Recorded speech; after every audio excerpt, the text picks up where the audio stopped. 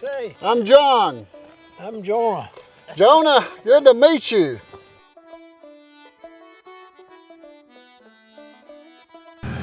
What year would you have been born then?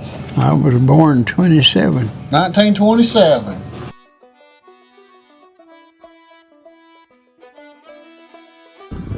There you go. There you go.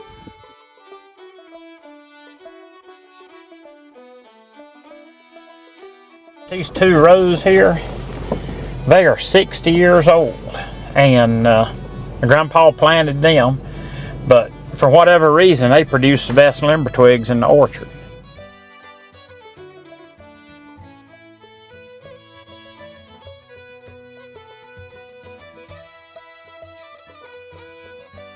Believe it or not, they hauled most of them in a horse and buggy to Statesville and Charlotte.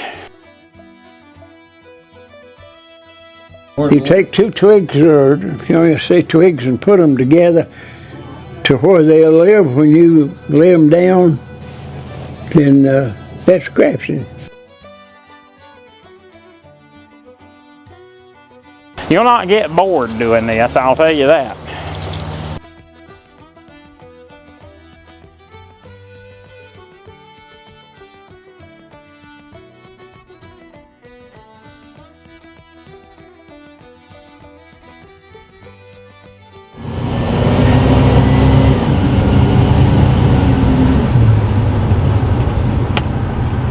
New cars won't do that. Right?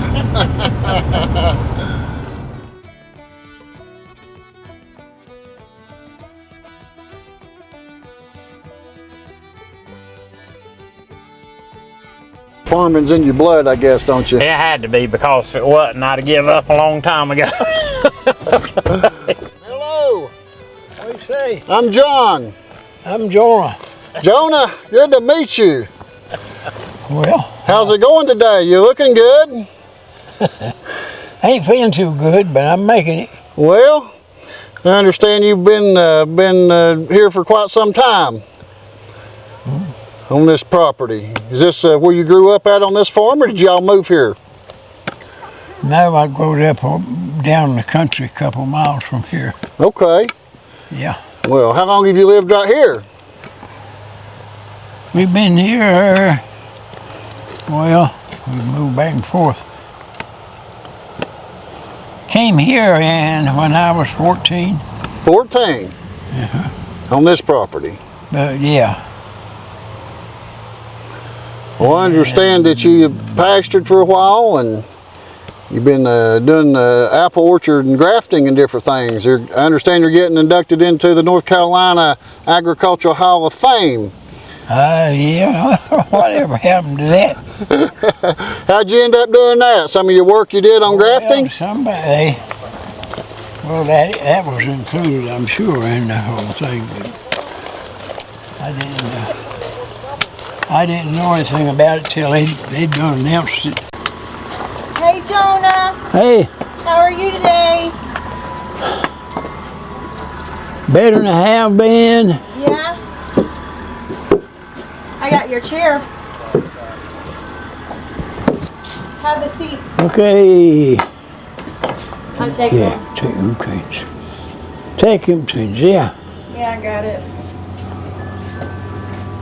Oh, yeah, this is me and the tomcat. If he beats me here, he'll hit in this one. He's somewhere. Yeah. So this is where you sell some of the apples out retail? And do you wholesale apples too, or? No, I just sort of come here to pass the time. You don't do much of the selling now. I guess Gray does most of it, don't he? Hey, they do the selling. I don't. You don't fool with it no more. I don't fool with it no more. That's some good looking pumpkins out there for this year. They have some pretty pumpkins. So you've been here working at this apple orchard, I reckon, for a while. You want to tell us a little bit about that? The history of the orchard and your family? I've been with it off and on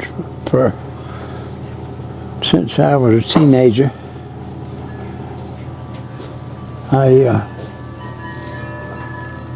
Well, we moved from down in the And the valley, it's a couple miles from here, back up on the mountain. Then when we got into the apple business, got to working in the orchards and helping the people.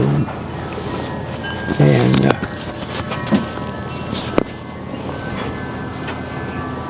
picking apples mostly for several years, and then gradually worked into it. I've done a little bit of everything you do in the orchard.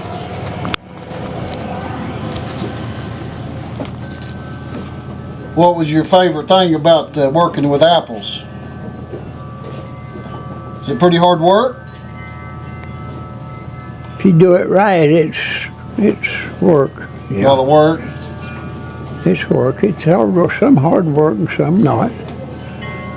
Some soft. When you get to grafting and stuff like that, that's not hard, but it has to be done right.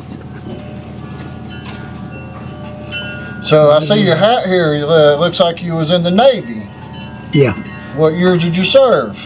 Yeah. I served a little hitch out in the Pacific. Yeah? Told you I heard I was coming and he quit. Yeah. Well, That's what I tell everybody. So you was going right after the war then? Well, the war didn't.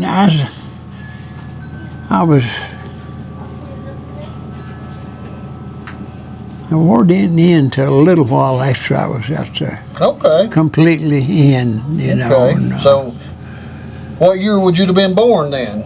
I was born 27. 1927. I said, Hassie, your sister, she's 102. Yeah. Yeah? Are you the last two siblings alive? She's a top one in our family. She's 102. Yeah. And she was the first one that had a brother that went to 101 when he died Yeah? a couple of years ago. Wow. Come on over here, Tammy. They still can and freeze all of their own vegetables and fruits. I take them some things. Come on I over here a take minute, Hassie some Tammy. things. Oh, sorry, Jonah. Let's introduce who you are. This is Tammy, and I'm she Tammy. works here. And he hangs out with me a couple of hours a day sometimes. And his sister Hassie will come down and she'll hang out with us. But they can and freeze all their own stuff still. Yeah. Yeah, I mean. Well, that's what I was trying to get to. Yeah, See that's about what I'm saying. their canning. They still can and freeze a lot of their own foods and eat them. And like Surely. I'll take stuff out there and he and his wife will can and freeze it. And Hassie, she's 102 and she lives on the hill. She'll can and freeze her own vegetables still to this day. I think there is probably something to living this mountain life. Come on in here, Gray. Let's introduce you here. This is Gray Fall, and he is the nephew of Jonah. Grandson. Grandson. Okay, I was thinking his Yeah. nephew. Yeah, grandson. Okay. Yeah, you need to take them up there tomorrow, maybe around the old house here. Okay. Where they growed up. And his barn up there, him and Grandma built, and the apple house where the grater and all that is. Oh, that'd be and tobacco great. barn, they grew tobacco too. How long did you grow tobacco? 20-something years, wasn't it? I don't know. We'll go down 3 different. How long have y'all had We'll this go some. here? We'll go to some when I was a young'un. And we go to some. We go to crops in Davidson County. We go to 2 or 3 crops in Ardell County. We grow a dozen crops or more in Wilkes County. We moved them. My daddy tenant farmed a whole lot, and we moved around between locations. Your dad did tenant farming. That's something we didn't talk about. So that was something he'd worked for. Tell us what that means, tenant farming. We work into that after you gain enough stuff of your own, equipment of your own, and knowledge of your own, and you get into it yourself. Okay. After a while, and don't have to depend on everybody. Okay, I see what you're talking about now. Your dad started working for other farmers, and they gave him a place to live. Is that what they lived there on the farm? Yeah. And then you'd learn to trade, like growing apples and whatever. And then as you got enough equipment, different things, then you would be able to go out on your own and maybe buy some property and grow your own apples. Something like that. Something like that. Well. Something like that. So it looks like you got some nice looking apples in here now. But now, most of these in here now is resale, because we got a hailstorm that cleaned us out on the apples. Okay. Yeah, Gray was telling us that you got a bad hailstorm in the spring. Yeah. That's bad on apples. That's the worst time you ever seen it lose a crop? Was that the worst loss you ever had? No, I wouldn't say that. 'Cause we've had some pretty ups and downs in them. And What's some of the things besides hail? Frost or too much rain or not enough rain? What's some of the things that make you have problems getting a good crop? If you want something destroyed in a hurry, hail's the worst thing, of course. But then you can get too much rain. That don't happen very often. How about when the lean come through? Did it damage any of your trees? I know a lot of people over in close to Asheville that had crops got some damage on their trees. Did you get any damage? Not very much. Not much? Well, that's good. Some once in a while, some included with the hail. We had some problems, but yeah, well. But how many trees could you and your wife graft at a time?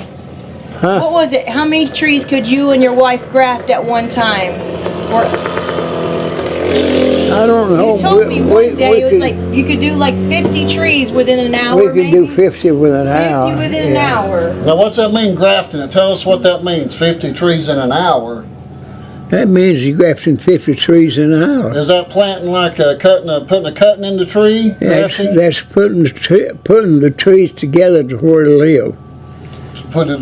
You take two twigs, or you say twigs, and put them together to where they'll live. When you lay them down, then that's grafting. Okay. Then you plant them and twigs? You set it out like that, or you can plant this, put them in the ground like that, and set them later. And it's not one little quick process. So. Now, is that two different types of apple trees that you graft together, or two different species or varieties? Well, one time I grafted 120 different kinds. 120 different Into one tree. Yeah. Into one tree. One tree. One tree. So one tree would make 120 different apples? It was just different kinds, yeah. Oh my goodness. Different varieties. That was just a project thing. I had some that some people had done in a few odds and ends, and they messed up some trees I had to do over, and so I just got started and just started stuff I hadn't done. I got a hold of it and grafted it. So how long does an apple tree normally live? How long will it produce apples? That's a good question there. I don't know. They live until something takes them down, like storm or insects or something. They don't have a age on them. No particular thing. Yeah. So they affected by a little bit of everything, and not a whole lot of nothing. Yeah, and I got a question. What's your purpose in doing this? Well, we're trying to document you and this farm on we don't see so much of the small farmers no more. The big farms is kind of put out a lot of the smaller people, even in businesses and everything else. So you've been doing it so long, you're 98 years old, so there's not many people make it to the level that you've made it on doing what you're doing here with the apples. So it's important that we show people in the future that they can come back and look at this video on YouTube and see Jonah Parker and what he did here, and your whole thing all the work you put in over all these years. I'm sure there's more people that's better prepared for that than I am. Well, see, you've got the wisdom from being here for all the years you've been here, and there's not many people that can replace that. Well, That's you've been. that's true. You've I understand that. see, like Tammy over here, she knows quite a bit, but now she don't know what you know. I've been trying to take it all in. He tells me the best stories all the time, about there was nothing here before, and he can tell you all where each spring is and all the houses that were built all along the way. And I've always said, I wish someone would record this information, and then you guys showed up. So I really hope he tells his story to you guys, because he's pretty awesome. He's got Agriculture Hall of Fame Man of the Year this year. You should tell him about that, Jonah. He don't act like he knows about that. And she don't know near as much as she thinks she does. I know. See, I've been paying attention. he has taught you everything you know about apples, but he hasn't taught you everything he knows. I know it. I know. Everything you know about apples, I've been paying attention, though. she's learning. How long have you She's been here, learning. Tammy? Well, I've been here this season, but I've known the family for a really long time. Okay. Yeah. Well, good. I've been buying my stuff here for years. Many years. I used to live right over here, so we used to walk to the store. Oh, yeah? Yeah. So you remember, you grew up around here? Yeah, my kids were raised here. Oh, well, great. So you're trying to figure out what I'm wanting to document this for, huh? Yeah, he's got a warm Yeah, it's a whole lot of questions for nothing, Yeah. Well, you put a lot of work in over the years. It's what we're just. I mean, they've even wrote a book. His sister wrote this book. Oh, let's look at Talking this. Heels. I know there's a lot of good pictures of them, his family in there. That his sister wrote this book many years ago. It won't tell you much about the apple business. It won't tell much about the apples, but it'll tell about your family. And that's just one of the things that you told me before I even read the book. Yeah.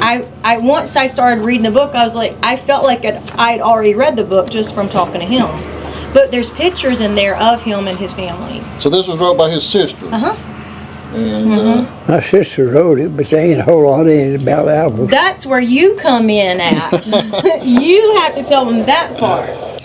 we document a lot of old general stores. Like I've documented a lot of things in North Carolina, but I'm from Tennessee. We've documented the Mass General Store in Valley Cruces. That was really interesting, and Well, somebody needs to do that yeah, we done documented it. and keep it going, because apple business die on its own if somebody don't keep it going. Yeah, well, it's hard on the small farmers, I guess, now. With I guess a lot of the bigger commercial businesses is took over some of it. I put 120 varieties on one tree. That wasn't accidental. It had to be planned. Now, did you put 120 trees to graft together like you was talking about? Then I took one tree and added 120 kinds. So now, can you cut into the tree and add a branch into the tree by putting it in like a hole in the tree? How's that work? Well, yeah, that's not very practical. The practical is take a small twig and graft it into a larger one. Okay. And that can vary in a lot of different things and ways, and you can't say now this is the way you do it all the time permanently and that won't work. So you kind of experiment, see what? You got to experiment, you got to have your weather conditions right, you got to have the tools you need that's right, you got to have the knowledge to start with, of course. And no end, I don't guess, to how much you can do to make it better. Well, apparently you've done really well at it. You've got Man of the Year for North Carolina Agriculture Hall of Fame. Agriculture. So I ain't figured that out yet. you ain't figured it out. I don't know what they done with that. That didn't have too much to do with the apple business. No, it didn't. It was just farming in general, which I've done some of all of it. See, Yeah. I've farmed with flue-cured tobacco in several different ways, and I've farmed with a little bit of dairy business. Not much, but I know how to milk cows. Yeah. And I've done more in the fruit business than anything else. Yeah. Once you plant a tree, how many years does it take before you can actually get apples off a tree? How are you going to plant it? I don't know. That's why I'm asking you. There's different ways to plant them then, I guess. Plant can mean different things. Plant can mean take an apple seed and put it in the ground, let it sprout and make a tree. Okay. That's planting. Okay. Or That's not the way you would do it, though, is it? No, that's not the way of growing apples. No. If you're growing apples, the best way is to grow young trees.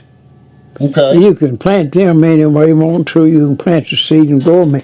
And you get them trees up to the size that you want them. And then you start putting the varieties of apples you want in them. And the varieties means a bigger apple or a colored apple or a 14, 15, 25 different kinds of apples. In one tree? Flavors. Well, I put 120 in one. I know. So you just for fun of it. So the fruit, the apple itself, there's 120 different ones would come off that tree at the end of the year? They didn't all bear at one time. Okay, different times of the year. Different kinds of apples will bear it at a different time, a different season, and so on. And you can't get them all on one tree at one time. Maybe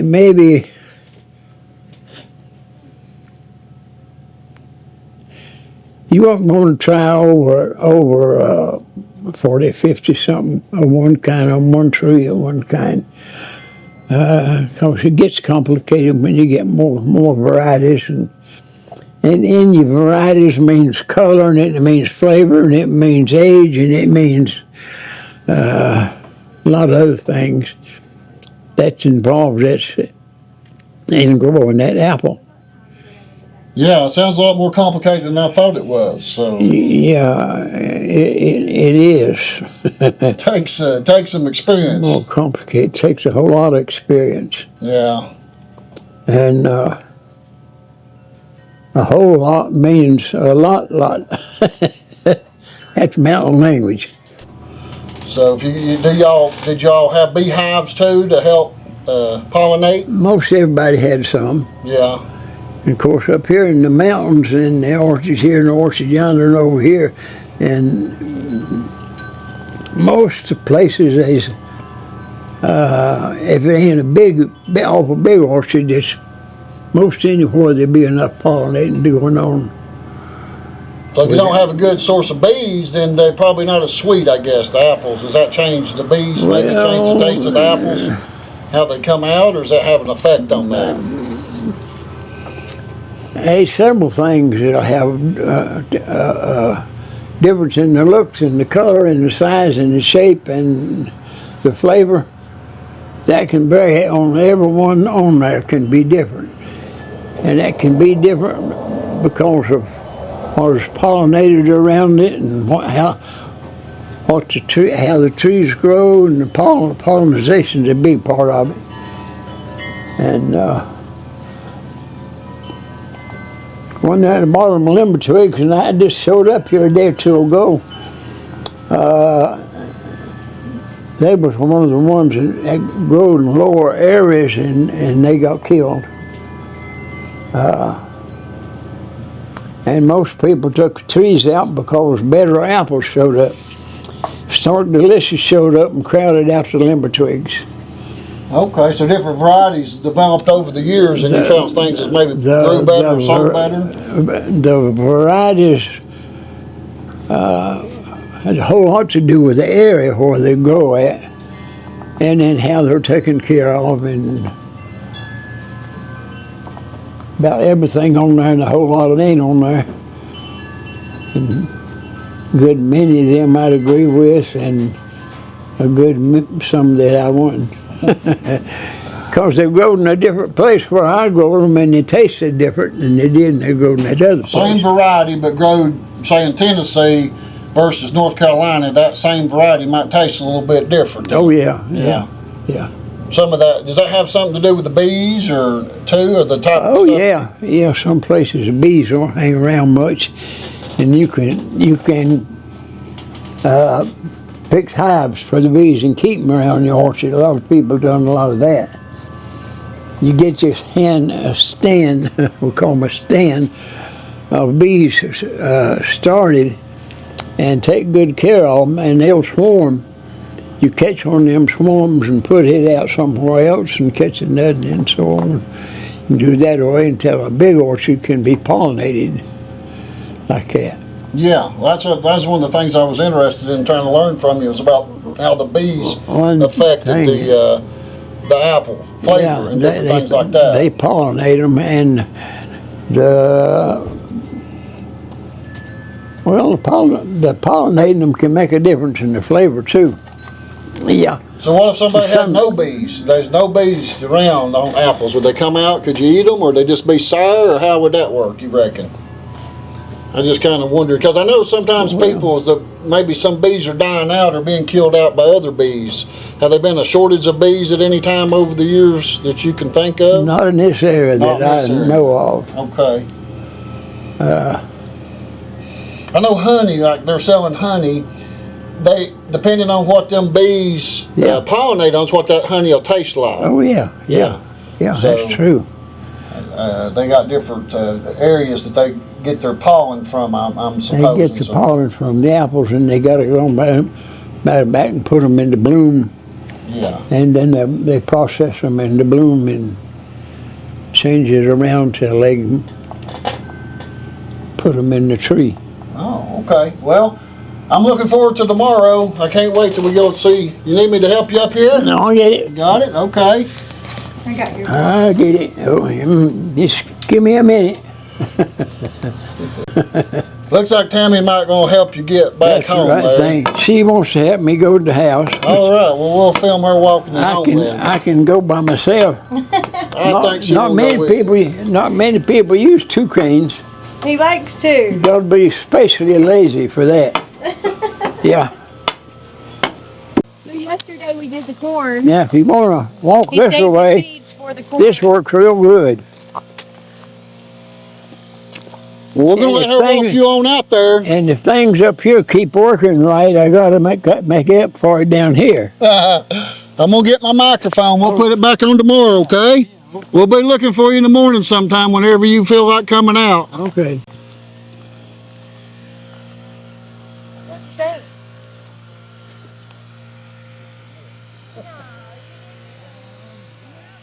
Well, that'll be, what do we got them at? $8? $8.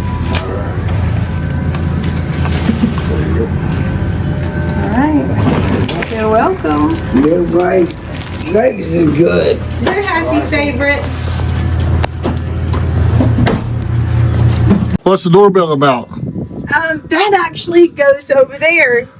Because they used to go home, you know, say for lunch or whatever. And people would ring the doorbell and they'd come Yeah, out. but let's not do it because it still works. It still works. I found out by accident. I was sitting here pushing it one day for fun. And I was like, I wonder if this thing still works. And it does. Alrighty guys, welcome to the Appalachian channel. We're here on Brushy Mountain.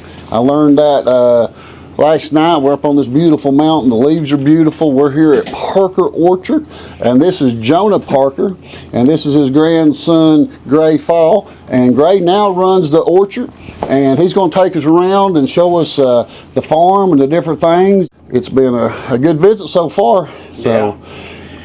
Church got too busy for you, so you didn't have time to grow apples in church too, remember? Yeah. Yeah. So, let's see, when did you set that first black twig tree up there? 47? Year you and Grandma was married, I think.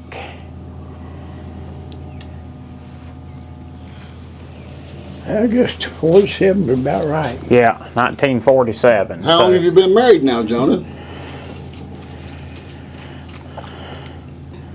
75 years. 77 years. 77. Yeah. 77 years. Yeah.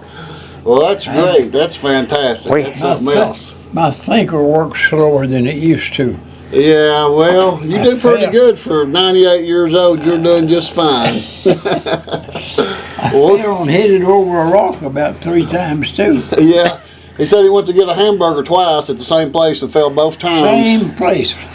Fell in the same spot. Yeah. They airlifted him the first time, and he got to come home the next day. I don't know many people that gets airlifted and on the next day. So yeah. Well, he's doing good. He's been out here early this morning. He's out here about 7 o'clock, I guess. Oh yeah, yeah. Well, He come out looking.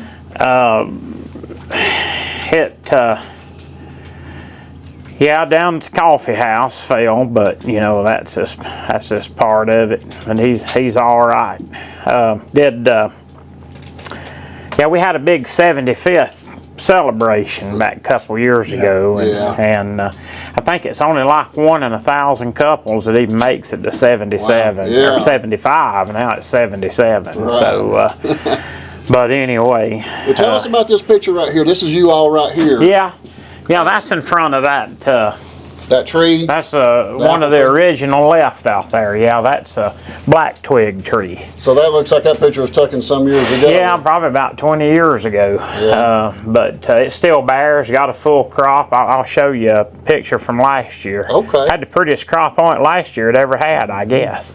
And but that's a standard tree. Everything else we got's semi-dwarf rootstock. But, Okay. That's a standard root, ain't it, Paul? Standard root, and everything else is semi-dwarf. But that's a black twig, and it originated out of Tennessee, where you're from. Oh, so. really? Now this is him right here. Same this picture right here. That is, yeah, that's him there. Yep. And Let me see. there's him and Grandma when they got married. And that's at a event we had. Maybe that was her 60th there.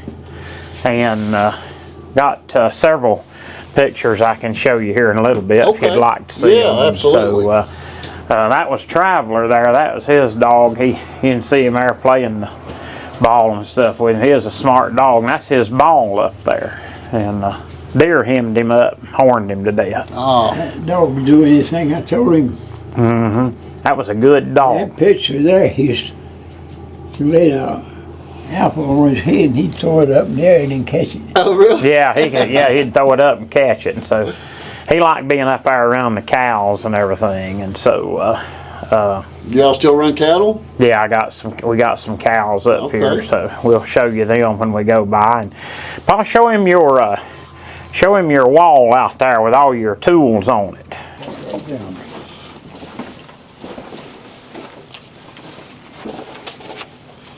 Oh, I have no idea what some of them are. What's something like that do? That's a homemade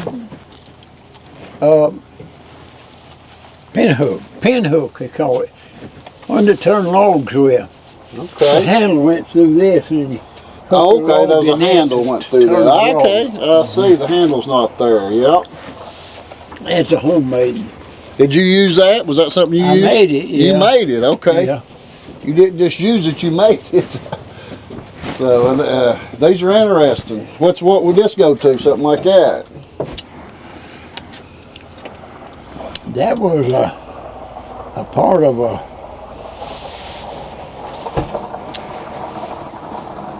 some kind of. I can't remember. I can't tell you right now what you'd call it. Is this all stuff that you used on the farm here? Oh yeah. So this is all your stuff. This ain't Yeah. stuff you went and bought. This is stuff you actually got time in over the years using them. I'm seeing here. Looks like. Now, when did you build this building? How old's it? About 50 years ago. About 50 years. Yeah. Looks Everybody used to drive up there up at the orchard, but it was, sort of a rough road getting up there at that time. So it's just a little more convenient down here, to be able to have people just come by. Plus they can see you a little better here, I have lots of fun letting people trying to figure out all this Well, I stuff don't know if I know any of them really. is. Everybody ought to know what that This is. right here? Well, I ain't never seen nothing like that. Some guy wanted to buy it. Yeah, what is that? He wanted $100. He wanted to give me $100 for it. And I went, We looked it up. It's worth $1,200. Oh my God. Yeah. we had another one. I don't know what one. like that. What's Okay. it for? Yeah. You know what it's for? Tell him what it is, Paul. It's part of a corn planter. The corn planter. Yeah. Well, See this right here? That's where your Pull it seeds. out. Your seeds was in there, you know, when you was rolling it. You know, and then they'd drop them in the dirt, cover them. But there's supposed to be two of them. A gear run in that thing there. It Mhm. regulated the dropping of the corn, and that Yeah. thing just cut a place in the ground and dropped the corn. Yeah, it's in here somewhere. so you used that. You used to plant corn with that? I guess I did, or I wouldn't have it. I don't remember planting it with it. I wouldn't be here. Shouldn't be here if I didn't. Well, I sure like the way the building's decorated. It sure does make a nice building for you to sell your produce out of. Now, Paul, there's a few things in here you ought to show them too, that I'm sure don't see much of anymore. Right here's something I saw on the door that you lock up with this old padlock. Y'all still use this padlock? Now that is it. Tell him about this lock, Paul. I saw this padlock. It's an old one. Yeah, it's more than 20 years old, I think. Been here since this building had. Yeah. Okay. So he wanted to show us some stuff inside here. I got your I know. other cane right there. Do you want I it? had a key that worked in that lock, but it's got away somewhere. Got any idea what them is? No, what's that? You want to tell them, Paul? Yeah, about all I know him here. Well, it don't look like it's something that I've had any use dealing with.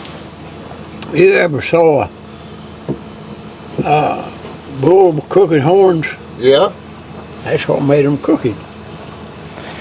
Yeah, they put these on them to turn them The down. horn, that Oh. weight, and they, I don't know how long it took, but after a while So they can't stab them into the others. turned down. Keeps them from hurting. So they're heavy. You can feel there. You just fasten them on there. It makes them grow downward instead of up. Wait, Did you ever use them on cattle? yeah, I think I did a little, not a whole lot. Had some milk cows he had to put them on, Yeah. turn their horns down. Yeah.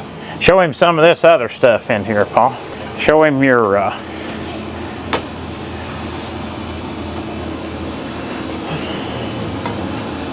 4. 26 or 26. What's that mean? That's the date on it.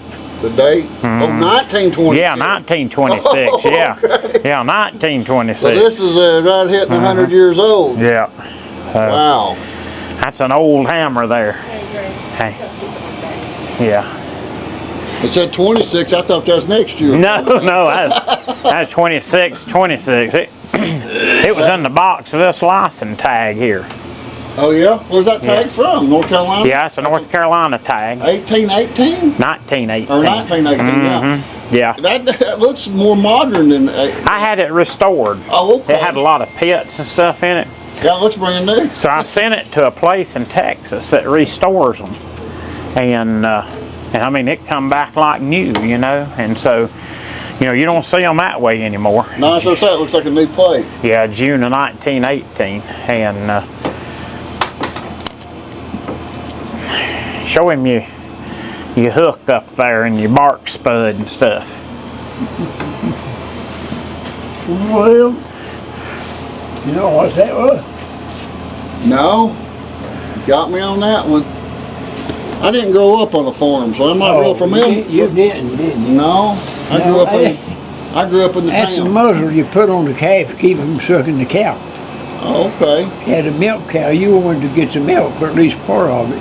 Right. You didn't want the Not the calf to calf. drink it all up, Not huh? let the calf drink it, all he puts that muzzle on. Okay. Yeah.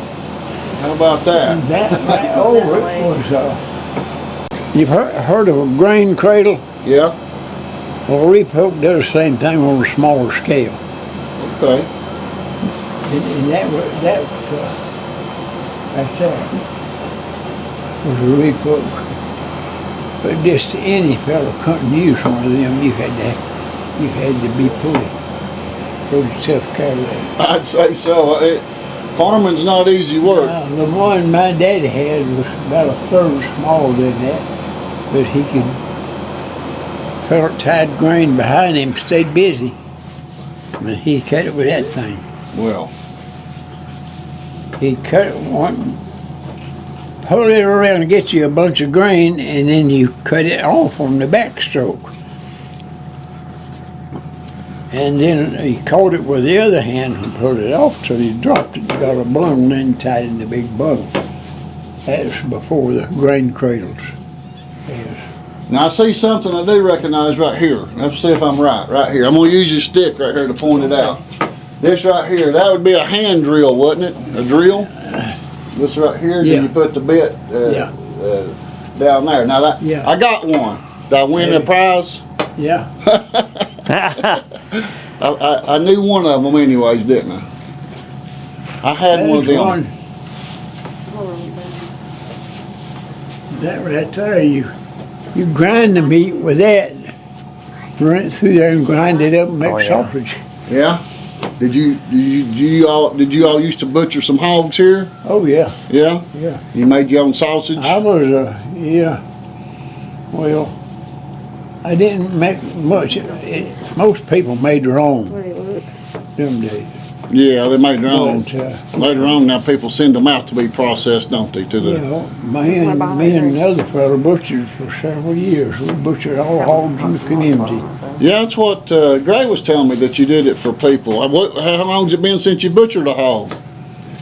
How long ago was it? I wouldn't even know how now. It's been a It's while. not been that long, about 3 years ago. Really? He was Yeah. butchering hogs up to 3 years ago? Yeah. How about that?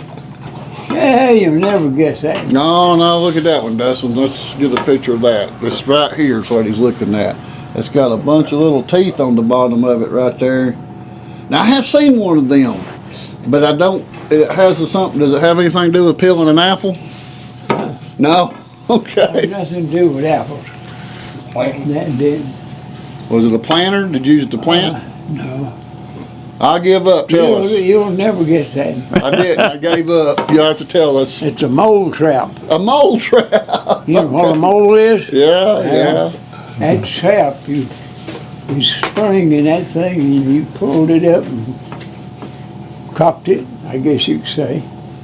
And over the run, the way the mole run, when he come along the hump tap, it got him. Okay, so was moles a problem at times for you on the farm? If you go to garden, there's always a problem. Okay. Moles. Always a problem. Well, how about that?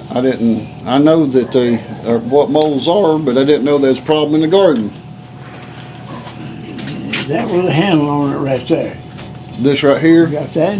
that one. That's like you got one of them hanging out there on the wall outside, something like that, don't you? I have. That ain't this. That's not supposed to be together. They just put that.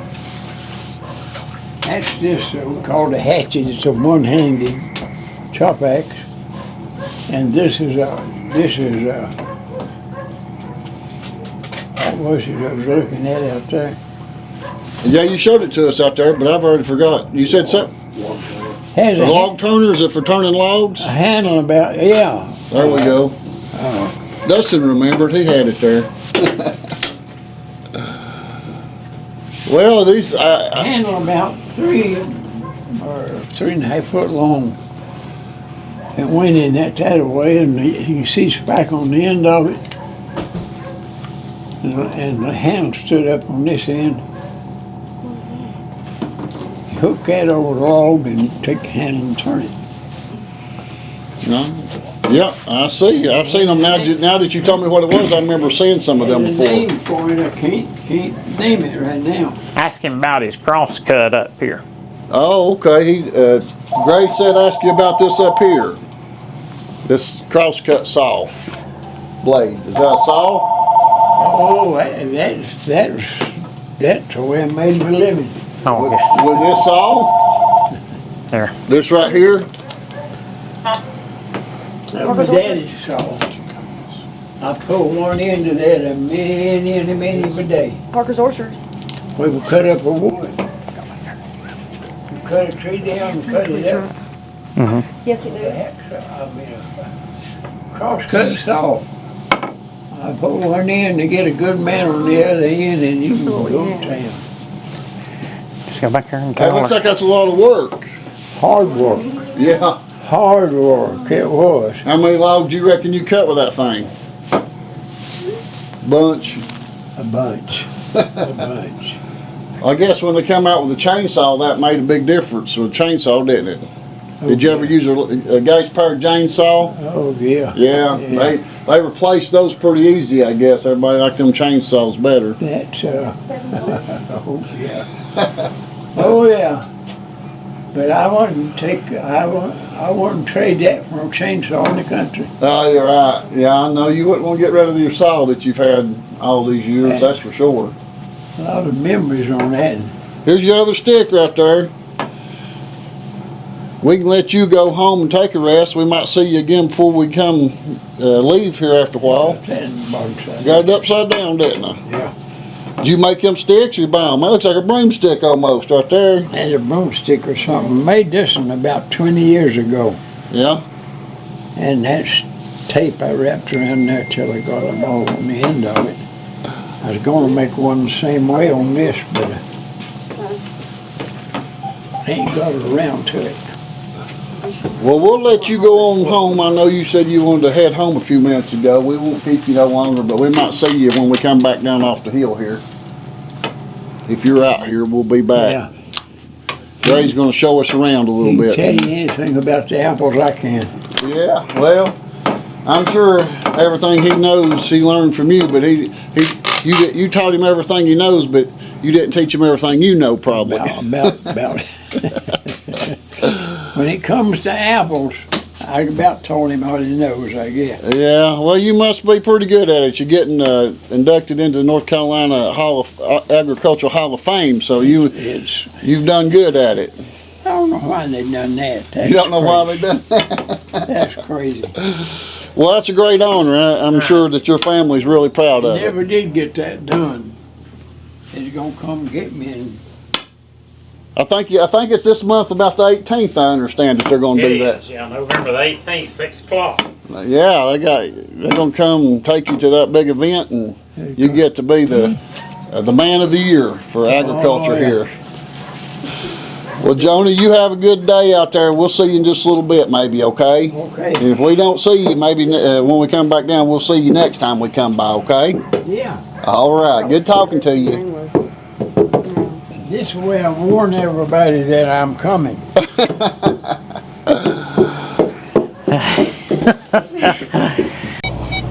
We'll run out here at the cooler first, and we'll go up here on the hill last where most of the original farm was. Now that trailer there's an interesting story about that. Okay, you was backing up. Yeah. It's beeping. I said, what's the beep? Yeah. That trailer, the frame off that thing was the first school bus that ever run on Brushy Mountain. So the trailer on that was the first school bus Ever run up here on Brushy Mountain. Yep. Well, The frame was, and he got a hold of that thing somehow or another, but the wheels and all, of course different tires, but the wheels and all was the same thing that was on that school bus, and that had to be mid-40s, I guess. And but that's what it was. He's told me that thing's hauled a lot of hay and a lot of peaches, a lot of rocks. still using it almost 100 years later. Still using it, yeah. Still using it. So it's a solid. They made stuff solid back then, and a lot more than they do now. Seems like.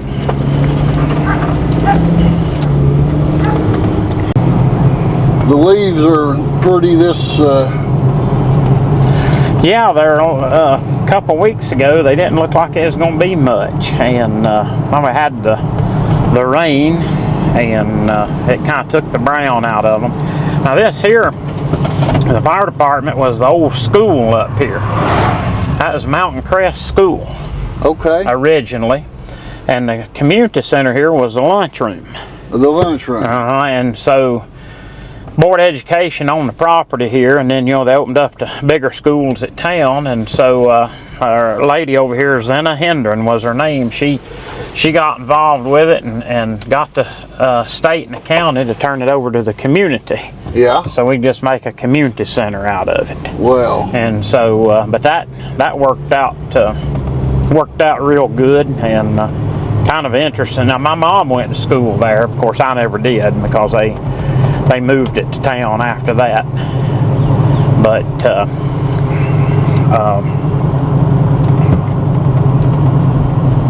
let me tell him something real quick.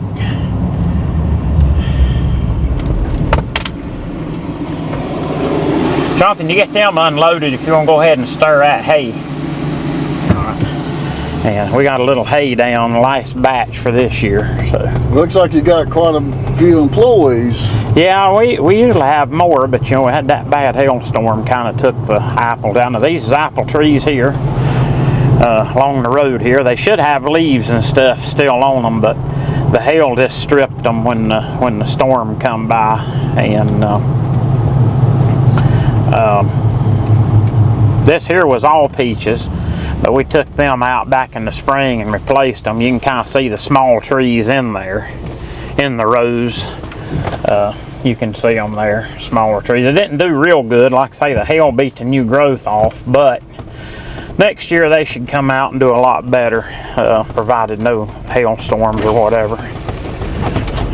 So these are, so after the hail hit them, It just stripped the leaves off, and we just quit spraying because, you know, there was no fruit there. So we just went ahead and quit spraying them, and that way the leaves just goes ahead and falls off of them. It don't keep them healthy like it should.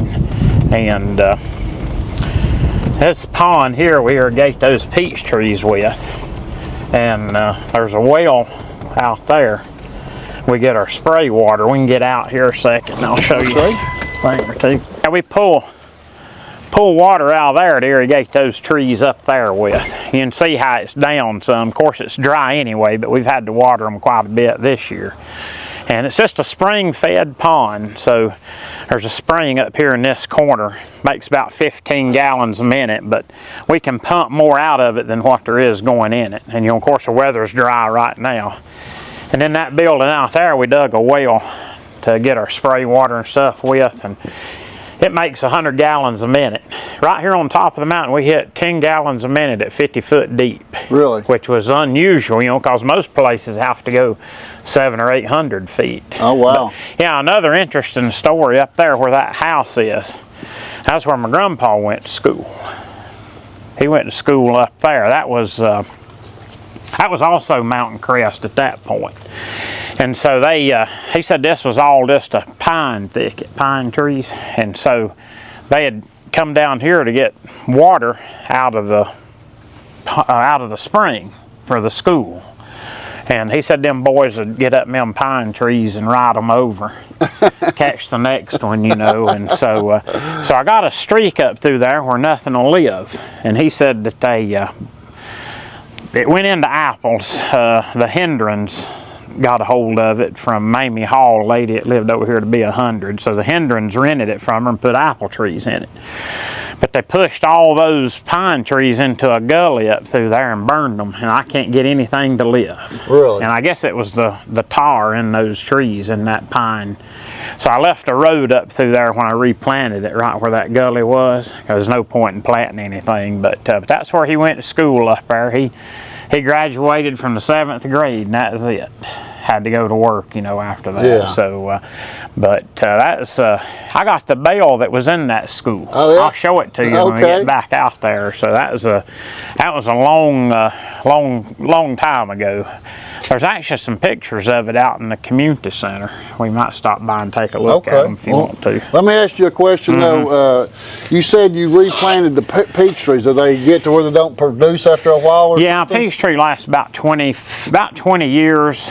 There's still a few up there at the top I left. That's a variety you can't get a hold of anymore, and it's a good variety. It's an early variety. And so I just, I left those, but they was about 25 years old. And so they just needed to be replaced. Okay. And then the storm, Helene, Had damaged them. broke them up and stuff so bad. We just, they could have probably stayed another year or two, but that storm done them in. And because when they get older, they get brittle. Now, apple tree will just go on and on. As long as you take, they'll just go on and on. As long as you take care of them, they'll. Well, that's something I didn't know, that you had to replace them. So then, how long does it take before those will start producing peaches again? What you plant them? About 4 years. If they do good, you can get a pretty good crop. Okay. I may end up having to fence it in because of the deer. Okay. I'll show you out the road here a deer fence that we did have to put up. So, and I'm sure I'm probably going to end up having the deer's got so bad, so they horn them up. They do more damage with their horns this time of year than they do any other time. And so, but hopefully about 4 years we'll have pretty decent trees there. I mean, I'm sure you're going to lose some regardless, so we'll just have to go back in and kind of replace them as time goes on. But in here is where we put this cooler here because it was so handy to the peach orchard. I got a few apples in it right now. Like I say, it's normally packed full and one out the road too, but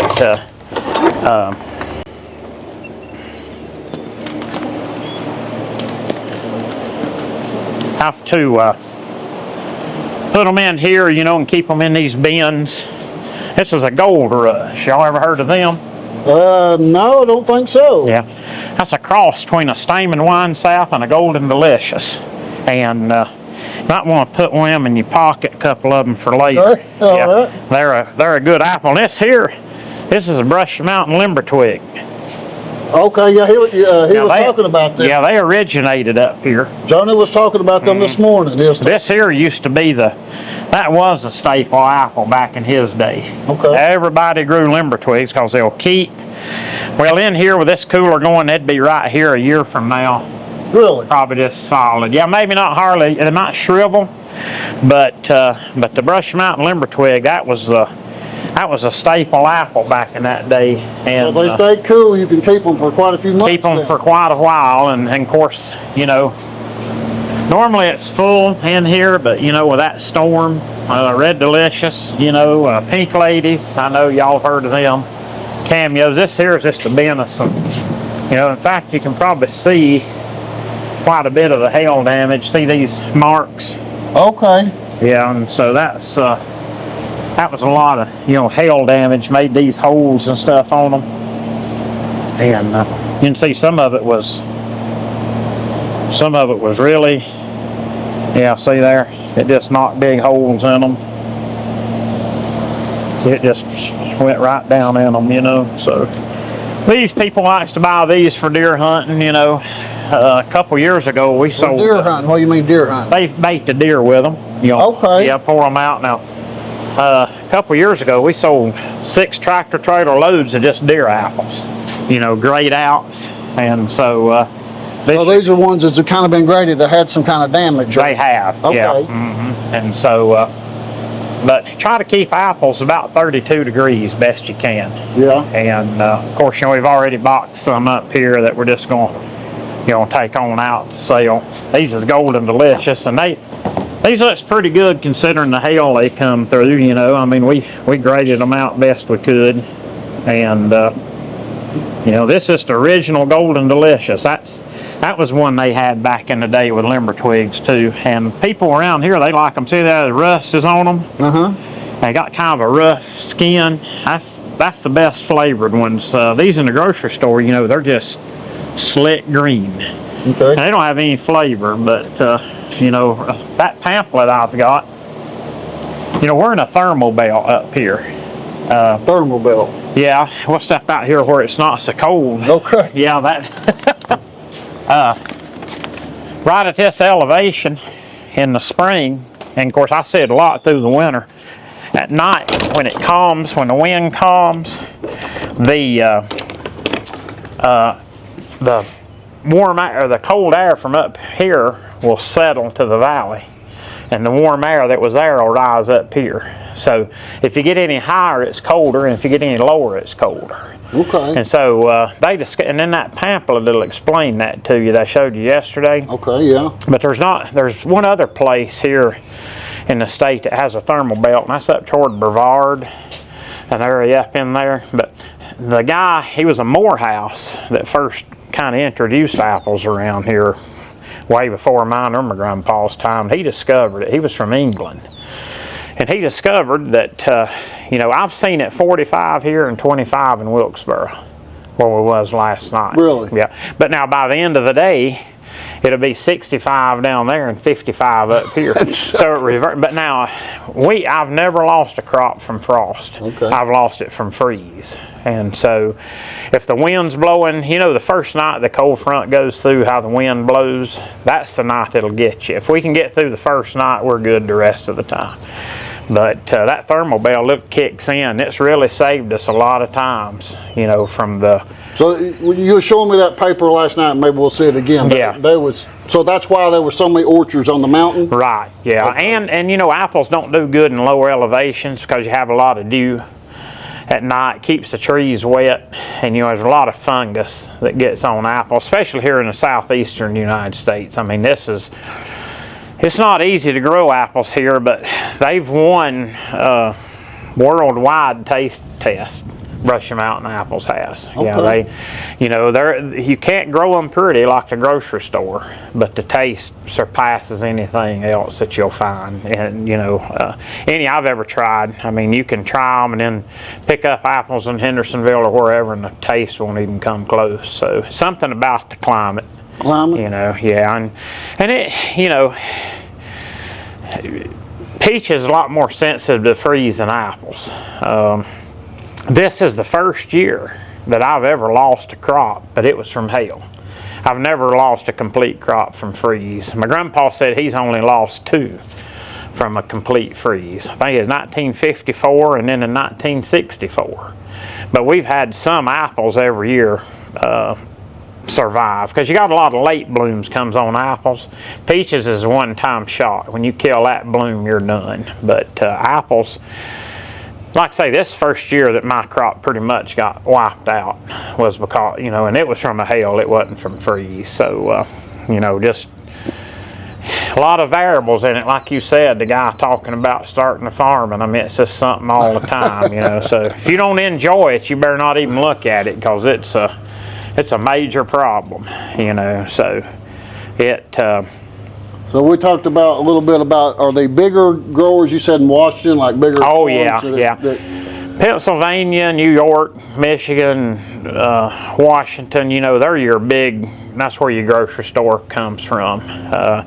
But, people want these because they're local, and they like to ride out here. And I don't think it's as much for the apples anymore as it is just the experience of coming out here. Yeah. Something besides a grocery store. It's just a beautiful ride up on the mountain here, ain't it? Yeah, and they want to see old-timey stuff. You can go in the Dollar General or Food Line every day, but people from around Charlotte and the cities, they want to come out here in the country where it is country. They don't care a thing about going in the grocery store. I mean, they tell me, we don't, we want to see your old crates or whatever, When I was growing up, my mom and dad was that way. Every little fruit stand and every little place you could get anything like that, they were stopping. Now, before these bins, everybody picked them in these. Yeah. These crates, they'd just, distribute these crates through the orchard. And at the end of the day, whenever the pickers went home, a few of them would stay behind. These is 1 bushel crates. Actually, most of them, 4 pecks is a bushel. Most of these holds 5. And so back then, they didn't have graders or anything like a grading machine. I'd do it all by hand, so they'd just pack these in your basements and root cellars and stuff like that. That's the way they kept them. And they made these slats in them, so they could get air. So they put them in a root cellar or basement, and they last for several months? Oh yeah, yeah, and especially the limber twigs, and that's why they grew so many limber twigs and stuff. They needed apples they could keep because there's no refrigeration. And of course, they kind of built the bins with the same principle where they could get air, but once people got tractors and stuff, they could move these around, with Pick them up and load them. forklifts or front end loaders. But back then, my grandpa talks about during World War II, they hauled a bunch to town, said they had 2 bushel green oak crates made out of green oak, and the army was buying them, the apples. So they'd take them to town, load them on the train, and about every day, army was buying a load of apples and or a train full of apples. And so, but yeah, these is antique. I can see that. They look like they got some years on them there. I've got enough corners and sides. There's a fella come around here back in the 60s, I guess it was, and he sawed everybody a bunch of these corners. He had like a little sawmill set up or whatever, and he sawed these slats and stuff for them. And I've got enough of this stuff up there to make 1,000 of them. Did your grandpa make these? They did, yeah. He made these, yeah. And a lot of them has his name on it, but this one hadn't. And but I mean, there's a lot of work in that. You got your corners and your nails. Buying new lumber, it's until what it costs to make one of these now. And they'd saw out poplar, 1/4 inch thick. Saw out poplar boards, most of it. And none of them is, well, looks like they done pretty good, but I have seen some of them where they weren't really completely square. But I've got a couple of crates at home that I got somewhere that has apple. They're about not this big, but it had what does that say, Dustin Bronson, some apple place. I saw them and bought them some years ago. well, you see here now, this one's just slightly bigger.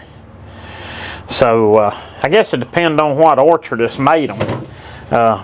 I've got them from all over with several different names on them that's been left here over the years, but I've had people just beg to buy them, and but that's quite a, that's what I say. When they ride out here, they'd rather see apples in this crate as in a pasteboard box or whatever, So the apples you don't retail, you got other places around here that's got produce yeah, a lot stands? of fruit stands, down Elkin, Charlotte, that direction. Do y'all deliver them, or they come pick them up? No, they most come get them. Come pick up. And they'll call us a day or two ahead, and we'll get them ready for them, and then they'll go and resell. Because like I say, it's at one time in Wilkes and Alexander County, which that's where the Brushy Mountains is located, 209 growers. 209. Now there's 7. 7. Yeah, and so me and a friend of mine, Ryan Lowe, were the youngest ones, and I'm 53 and he's 45. So you think a lot of people, once they pass on, the family don't carry on the orchard? they don't, and it's expensive.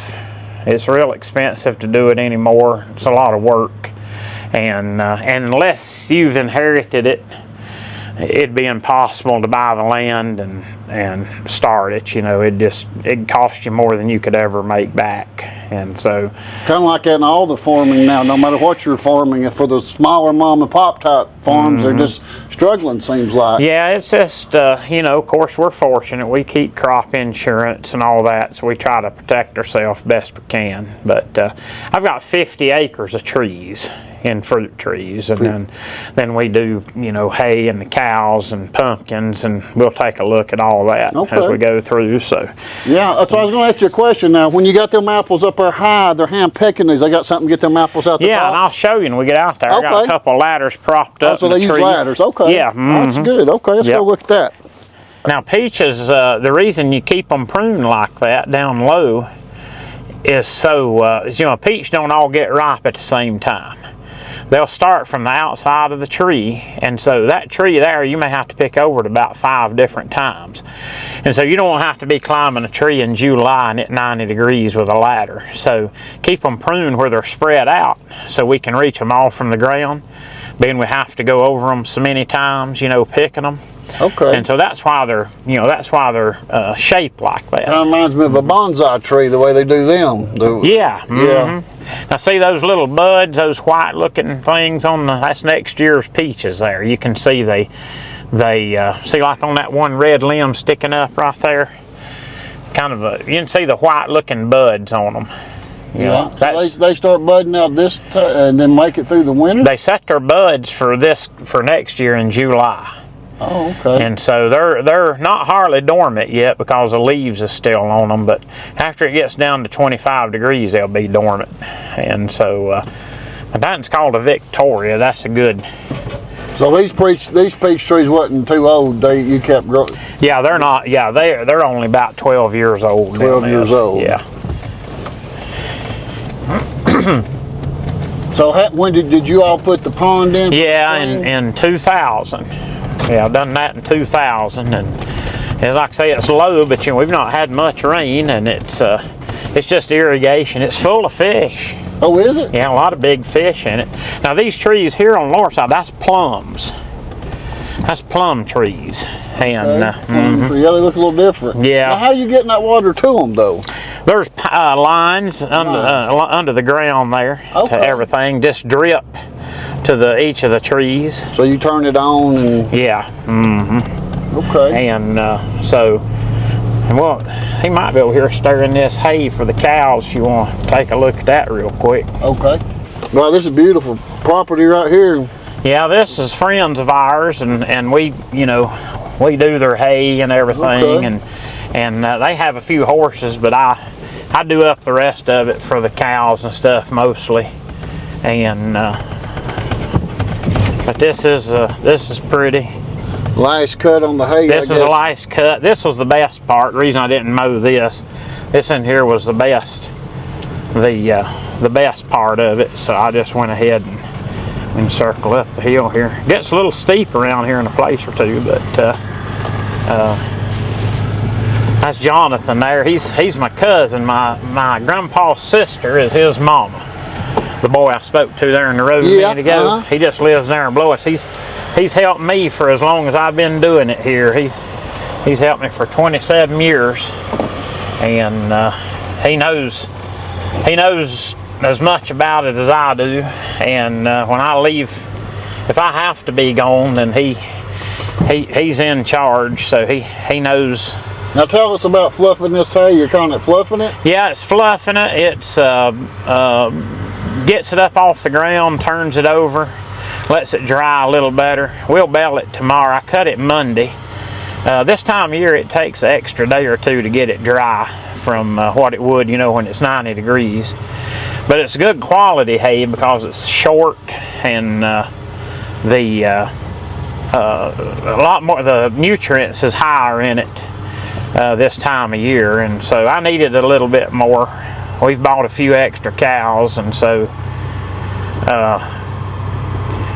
so basically taking what's underneath that's damp and throwing it on top. Throwing it on top, so you get dry. And so he, like I say, that you can tell it really fluffs it up. It's dry. It baled today, but I'm gonna give it one more day to get ready to go. Yeah, I've got a neighbor by me. They grow, do the hay, and I see them doing that, and I kind of. But what I see them do, it put it in one line. Well, now, lined it up where they come through and bale it. It looked different than that. Now, that's just a tadder there. That just fluffs it.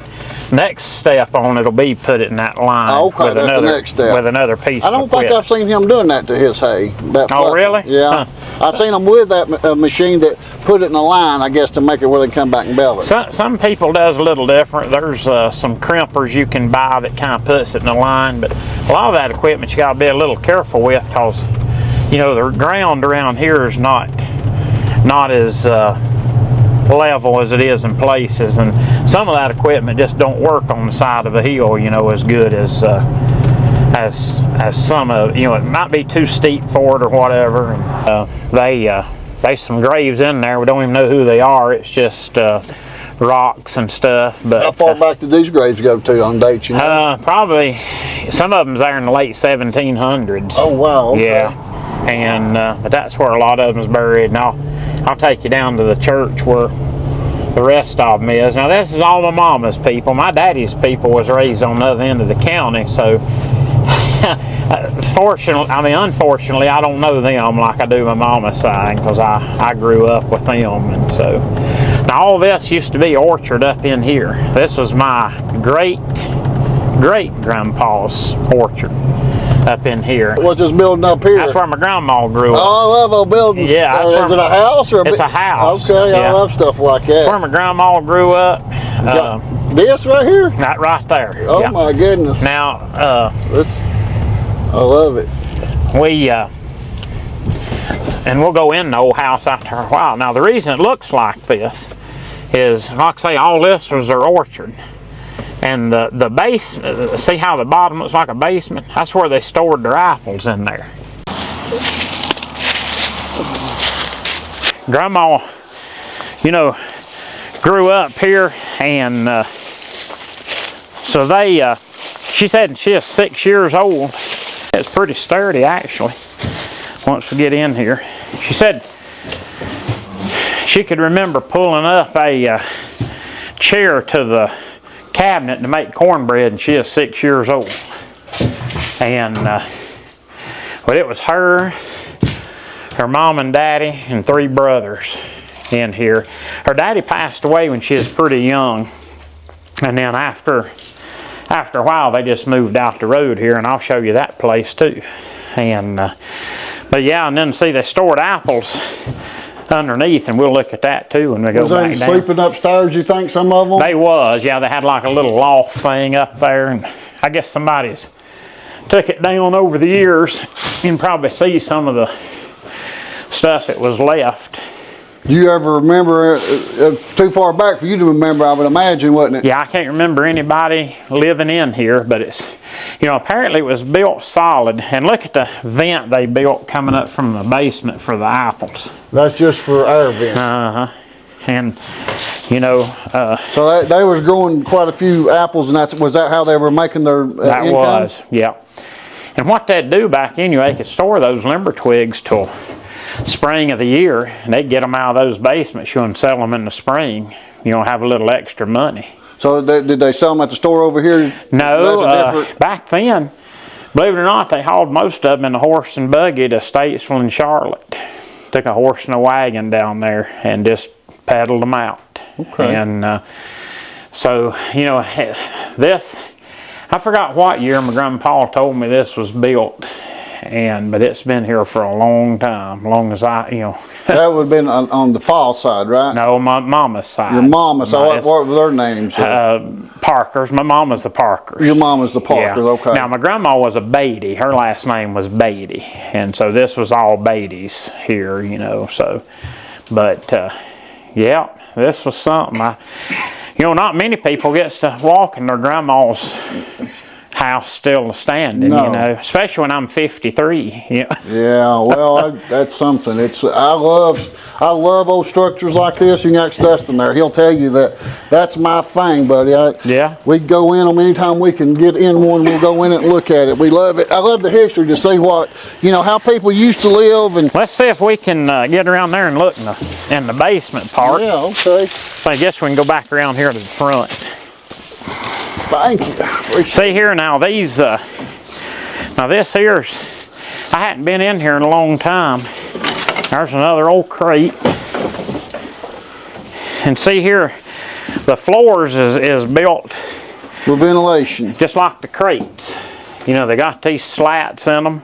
And they got back here, and each one of these, was a bin. And that's where they'd pour their varieties, out in here. Now, how long would them apples keep in here? Well, them limber twigs and all, I've heard them keeping up till May. Just in a building like this. So it started getting warm again. Yeah, and so, but this was a lot of work. All these slatted floors, and so Grandma and them was upstairs, and the whole basement here full of apples. And some of them, look what good shape this is still in. Kind of amazing, isn't it? Yeah. But you think about it, coming in here and cutting that out and laying those rocks up and stuff, and I mean That was a lot of work. But you know, this thing, I mean, I'd hold a lot of apples. You know, and of course there'd have been a, you know, a door or something. This is the same thing like your cooler we just came from. This is their cooler. This was their root cooler. cellar or whatever. Yeah, and I've got one like this my grandpa and grandma built out there at the house. Yeah, watch where you going there, Dustin. Now a lot of this stuff was in here. That probably was, you know, this is something I'm sure they put apples in, you know, back in the day. And this old bed was in here, because I remember this. These old beds. A bed frame made out of 4x4. Well, you got 3 beds in one room here. Yeah, because you know, like I say, my grandma and them had to move up here after their daddy died. And so she said they stayed in this room. She said it was kind of pink. And I can see a little bit of a pink tinge to it. Now look here, now that's homemade. Look at that. It's like a big grate for a box spring. Wonder how long it's been, how long back was it when somebody lived here, you reckon? Well, Grandma was 93 and she was 10, I think, when she stayed in here after they moved from down there up here. And it was like I say, her daddy died and then they had to move in here with their grandpa. Now your grandma, her name's Helen? Helen. Helen, okay, yeah. And she had her brothers and sisters, and so, you know, they, you know, packed it in here. But I'd been a long time since I've been in here. I'd forgot these old 4x4. I mean, that, you know. Well, it's, to me, this is fascinating. I'd rather come in something like this than something that's been restored, because once you restore it, it kind of takes the history away from it a lot of times. You don't see it. He's put some stuff in here for storage, but you know, this here was, that was, and you know, back in the day, this was, I'm sure, was a nice place. Oh yeah, it's a big place. It's got a lot of rooms. Back in the, They actually probably was doing pretty good to have a place this big. So. Well, it was apples, because that's all they had. You know, look at that, so, that's a nice vintage piece right there, actually. Yeah, that's been there. You know, built that and all this stuff. I remember it. So, like I said, Ben, so you remember when they were still living here? No, but I was in here when I was a young and just playing around. I remember when all that was an apple trees. Now this was Big R Orchard. Connie Robinson owned this, and back in 2012 I leased it from them. And he passed away, I guess it was 2018 or whatever. But they retired. They grew apples their life, and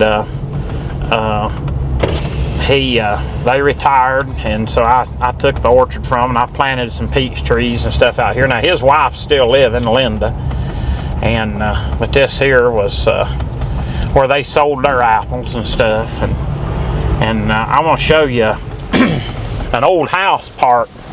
There was an original apple house in here too before Connie, it was his name, built this metal part around it. You can see this here. Oh, how about that? And see, it's the same thing. We can actually go up these steps into the house part. Yeah. So this was a house. This was a house, but see, it was the same principle. They lived up there and stored their apples in the basement.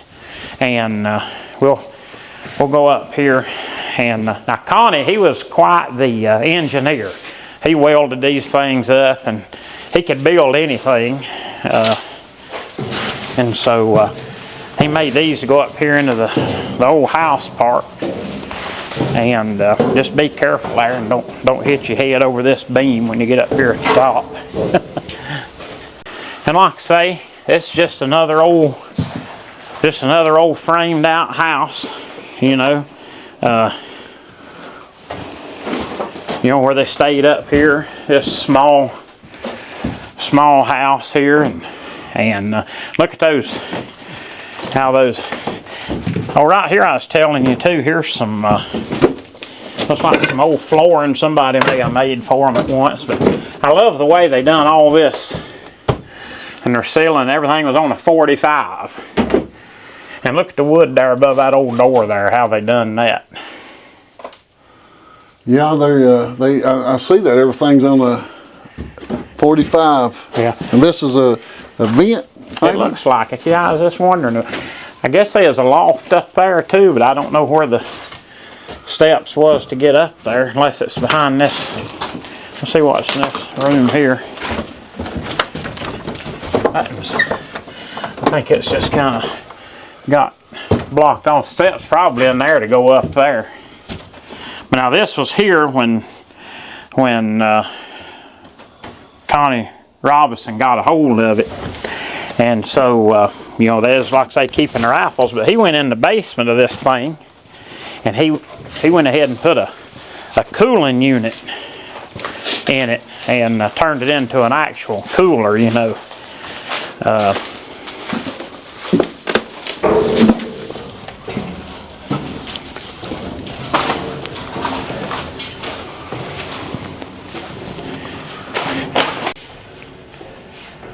This was a little more than your old-timey turn by hands, you know. He puts motor on it and ground them up, and you had these slats here when you squeezed it so your juice could run out of it, you know, and not stop up, and you'd pull it to this end. Fill these racks with apples, wrap them with a cloth. You'd take one slat, put your cloth there, you'd put this, kind of work like this here. You'd put like a cheesecloth or burlap in there, slide it under there, grind your apples, fill this thing full, then you'd wrap it. You do that about 4 times, you know, when it got about that high, then you'd pull it over here under this press. Press it, and then your juice would run out the bottom there. Then you'd throw the pummies out, you know, and then start back over. So. And then once the apple juice come out, you say they're making it a cider. Does it have to set? No, just jug it right then. So, Yeah. what, they mix something in it to make the... No, it's just, cider's just plain apple juice. Really? Unpasteurized. I thought it had some type of flavor or seasoning to it or No, something. it's just plain. You mix your apple varieties up. Now, the best cider, the only apple that'll make good cider by itself is a limber twig. The rest of them has to be mixed with other varieties. Now, when they make this cider and they juice it, how does it go? Stay refrigerated? Just put it in the refrigerator. Yeah, it keeps better. It don't have to be, because it won't rot. It'll turn to vinegar. Now, if it's been pasteurized, it'll rot. And so, you know, we quit making cider. We made it too, and I'll show you that. But we made it too, but see, they got on to us about, you know, didn't want anybody selling unpasteurized cider. And so that just takes the flavor out of it, because once you pasteurize it, it's juice then instead of cider. And so... And the pasteurizing does what to that? Boils it. Well, make sure there's no contaminants or germs or and then something? it's clear. It's not even got a dark look to it anymore. It just ruins it, in my opinion. But I've drunk gallons upon gallons. You know, we used to sell 200 gallons a week ourselves. Connie'd sell more. And so, you know, I never did get any reports anybody dying from it. The only time it ever made me sick is when I drunk too much of it, you know. But, look at this over here. Look at this. This right here is amazing. This apple sign. When you see these, these signs, this is right here. Look right here. That's part of this place's history right here. You know, it is. Yeah. Open 1 p.m. Sunday. Yeah. These signs right here. Really, worth quite a bit of money, really. Yeah, the original right here off the property. Which people love stuff like that. Just don't see it anymore, you know. No. You can see how they laid the basement up with blocks and everything. So he went on a little further with it, and turned it into an actual cooler. Got in a spider web, so I'm glad I took it instead of y'all. So this was just a rock basement. He poured the floor in it, had the insulation blowed on the rock, and this is a real cooler here. So normally I'll have this in full of apples too, but so you use this facility too? Yeah, this year we didn't need it, but he kind of upgraded what was here originally, you know, and so it was a good idea. And so, because, you know, this thing will maintain a temperature cold and hardly ever has to run. And so, you know, it's 53 or 4 in here now. And so But of course it was dirt floor, and he poured a little cement, and so like I say, he upgraded what was the original, and so that was a good idea. The house is right above it. House is right above it, yeah. That's all right. Yeah. It's a common practice here doing that, looks like, for what we're seeing back in the day. Yeah. And, Well, that's the way the old general stores was. You know, we do a lot of general stores, and a lot of times they lived upstairs. oh, yeah. Here's another one of these signs right here, look. Mm-hmm. Yep. Connie was a good grower. Good apple grower.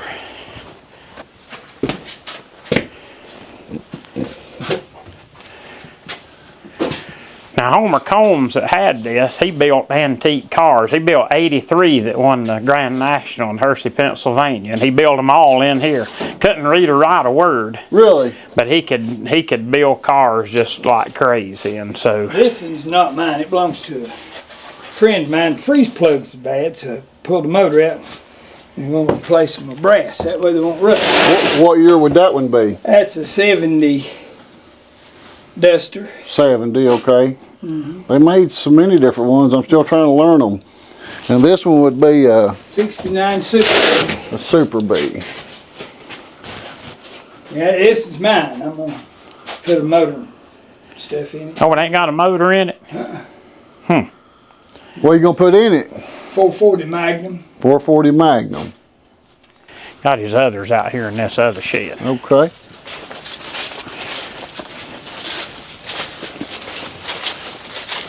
Like the truck too. I like that. Oh, this green. is one I learned to drive. This is one I was driving on. This is the one you learned to This is drive one I on? learned to drive on. It has that granny gear in it. Yeah? And see, I'd hop in that thing. All I had to do was turn the key. He'd put it up in that low gear and it'd pull up. But that's it. That's it right there. That's the one you was talking about when you were 6 years old? That's it right there. Sure was. Yep. That's it. 69, right? 69 Chevrolet, yep. How about that? Yep, that's it. What you got in here? Look at this. I was looking at the truck out there. Truck caught me. How far is it? This one's in It's 72. Same age I am. I'll let the gas get up there. Cold natured this morning.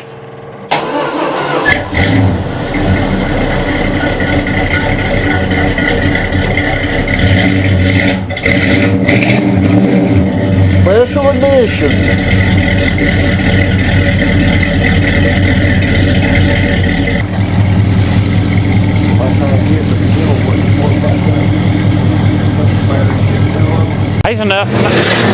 There's enough metal in the hood of that thing to build another car, ain't it?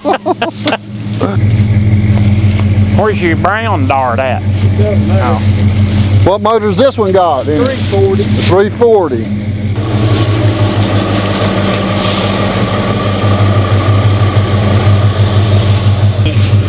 Bare bones race car.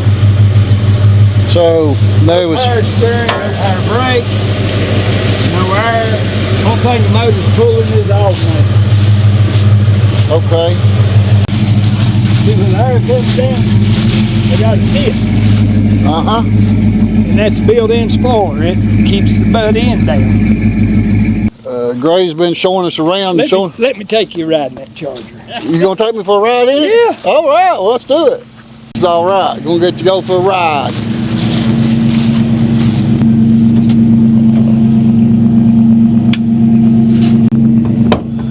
Got about brand new, and his son got a ticket in it. He parked it. They called him doing 135 mile an hour.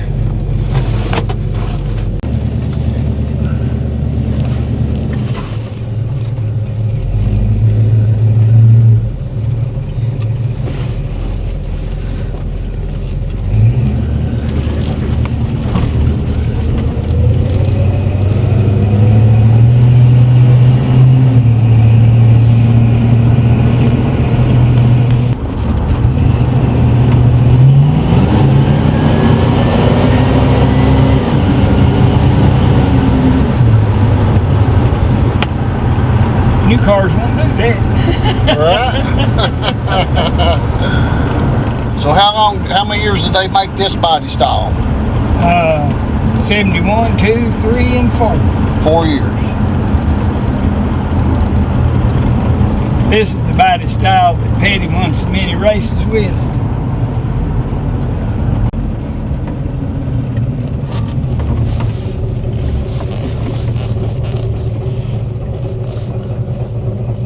Well, that was great. I appreciate that. That was a bonus.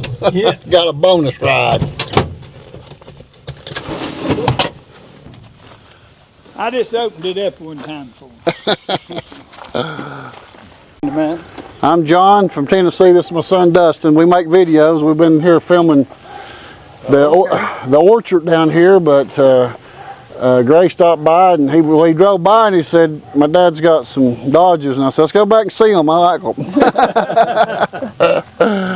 So I've got a 50 Plymouth, but right now I got it parked down at Arthur's. yep, look at that sun on that. Looks pretty sitting there, don't it? Oh yeah. Every bit of the lumber on all these old buildings was from right here. They set up a sawmill, some guy did down there across the road from where the fruit stand is. Sawed the lumber for these old sheds and the houses. I told you wrong, 1940. And sawed the lumber and all this stuff around here, and we'll go around here and look below it. They put that milk in them cans, you know, and they'd pick it up every morning. So they'd have to milk the cows. So this is what they keep the cows in here? They milked them in here, and we pile it full of leaves. I blow this thing full of leaves for the cows to lay on, but we can walk in here. You can tell it's and some old stuff that he had.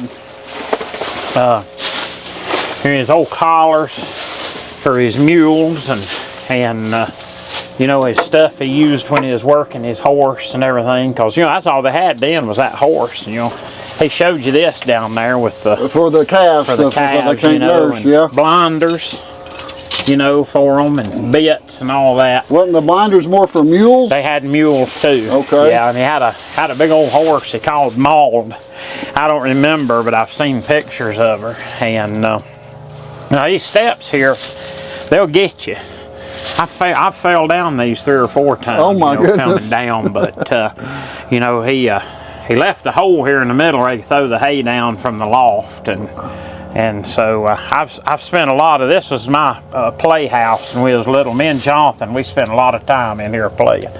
But you know, him and Grandma, he said for every nail he drove in here, Grandma drove one, and so they built it together, and it's still here. I mean, we've had to, you know, sure up a thing or two, but I like the old barn. This is sentimental, you know what I mean?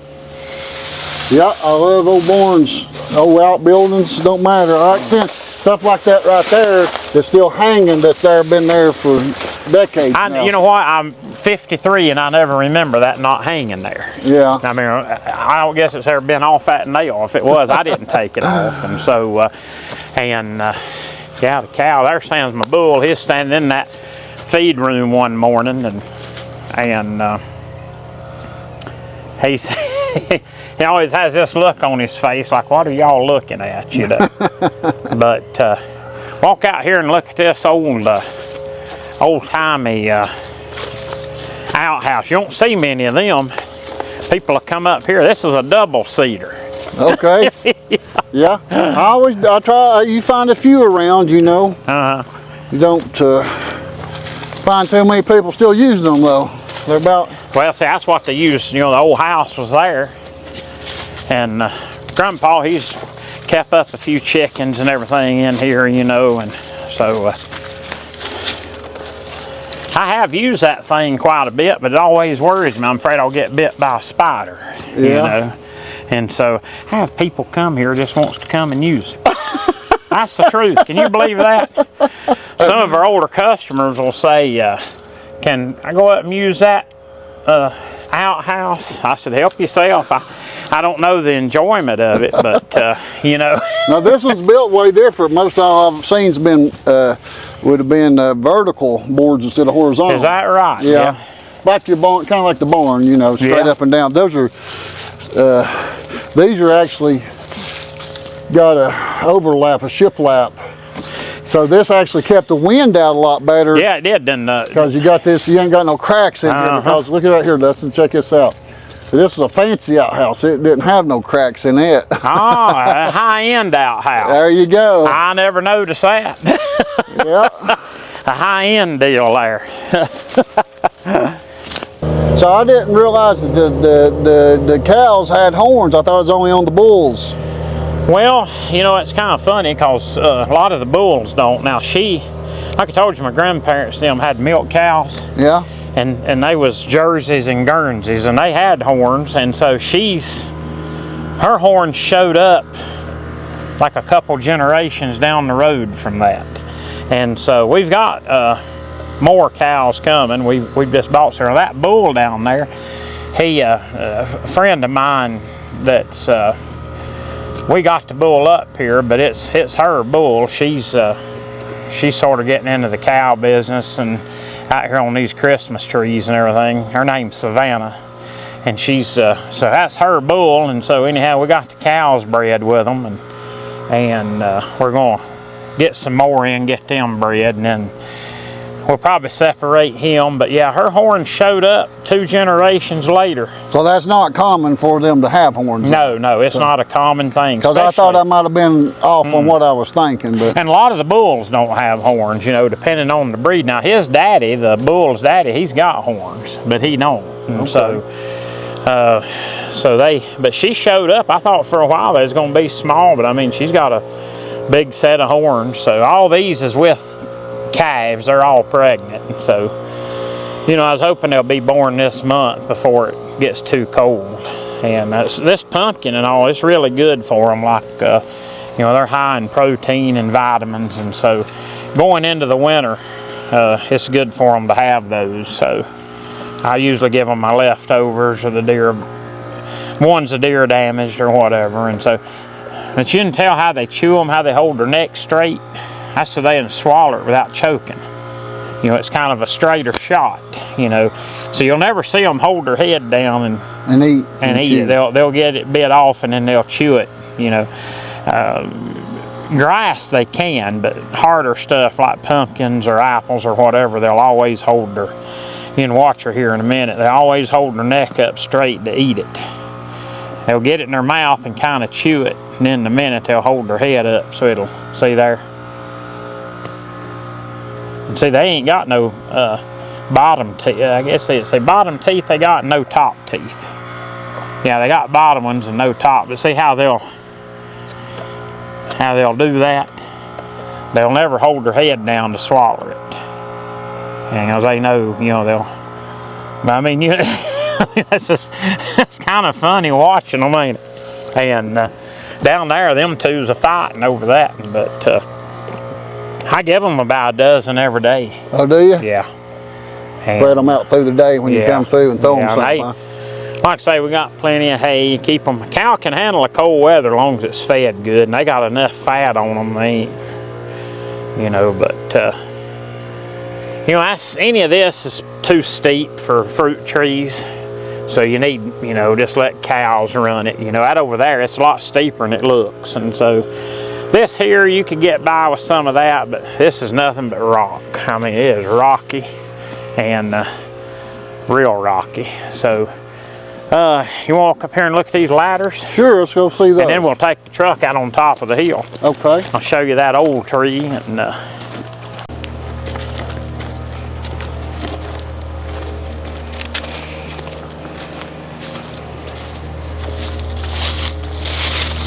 these 17-foot ladders, they're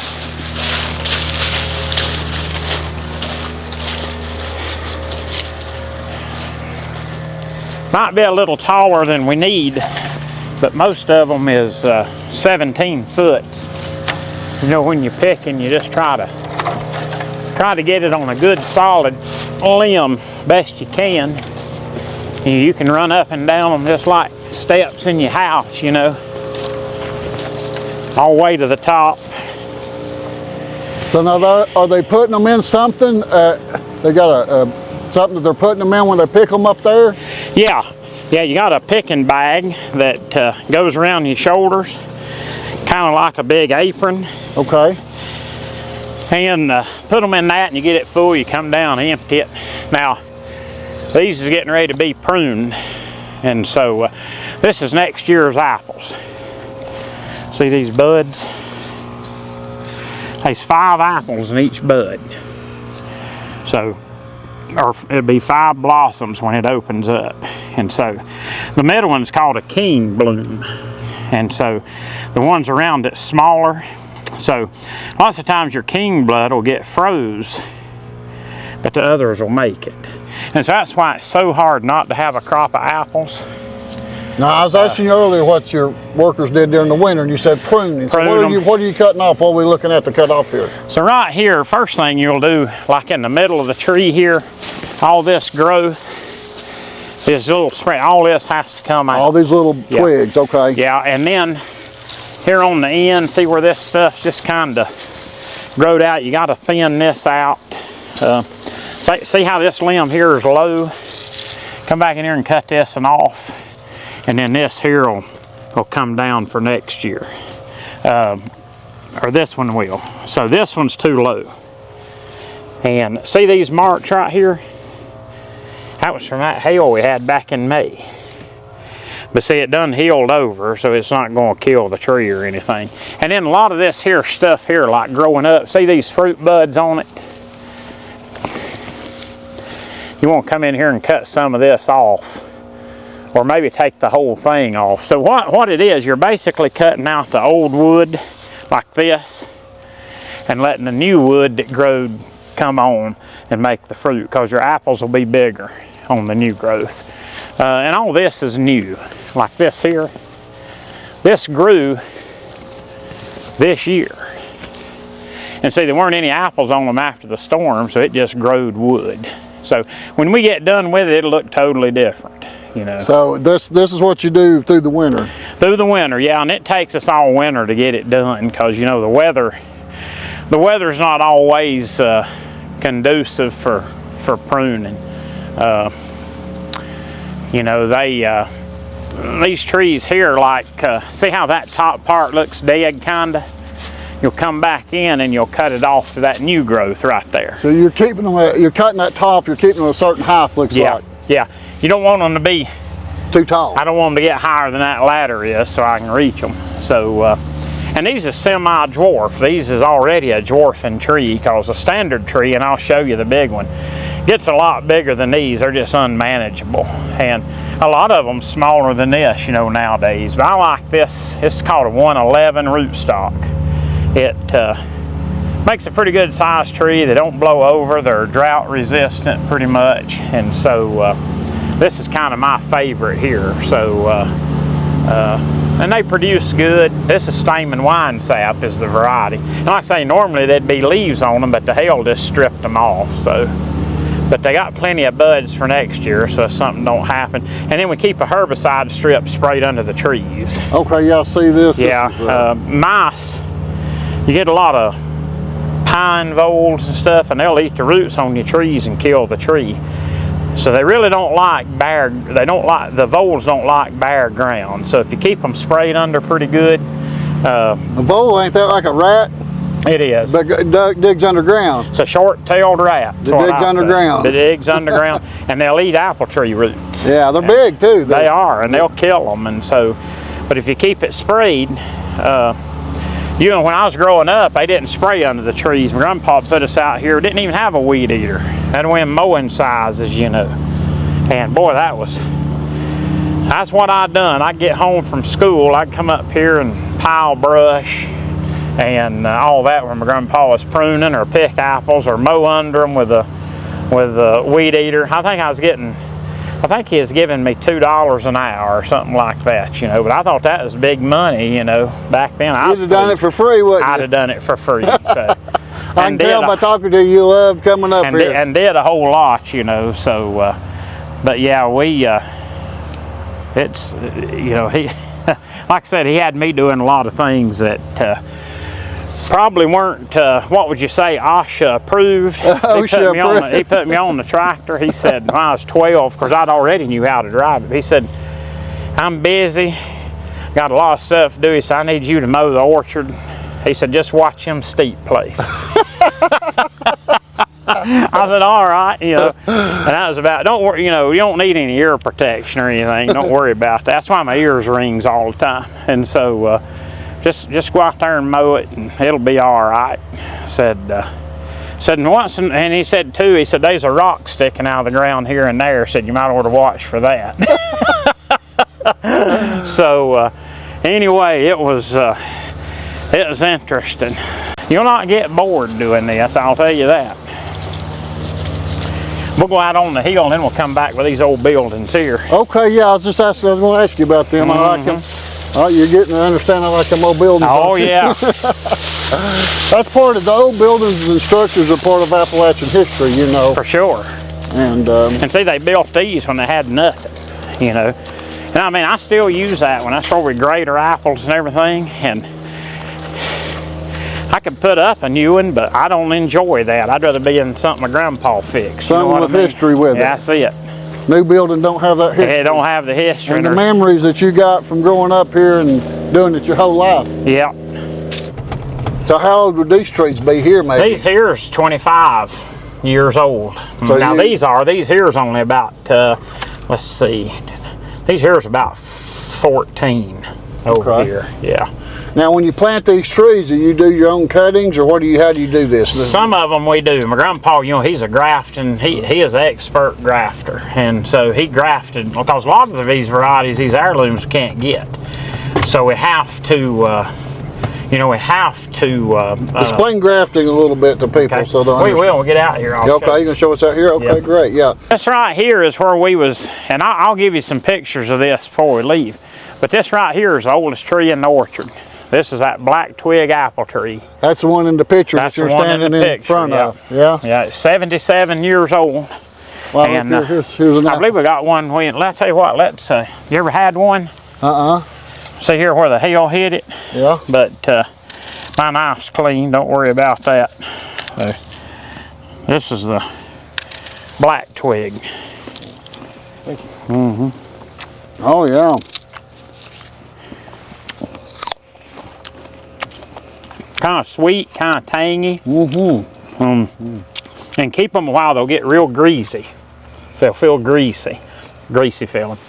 But now, right here, this is not supposed to happen, but something to do with a hailstorm, they bloomed. It's actually got another small apple on it. This was the size they was when the hailstorm come through. This is the size they should be in May. So once in a while you'll get, see here, you got some little ones on it, but that's kind of another bite of it. Sure, that's good. So do you pick this tree all at one time, or you come back at different times and do it twice? Just once. We'll pick them off usually in November, about this time of year. And there's the rest of it if you want. Like I say, that one come out of Tennessee. That tree did? The variety. The variety. So graft them. Let's say, let me cut a limb off here. So we want a black twig. So let me get my clippers here. So what you do, you order a root. A root will come in the mail, and it's normally a crabapple root. So we're going to pretend that this is the crabapple root here. And so we want a black twig apple. So we come out here and this is our black twig, and this is our crabapple root. And what you do, you take that root, you'll slice that thing like that. And then you'll take what we want to be a black twig. We want to make us a black twig tree. Get this as thin as you can here.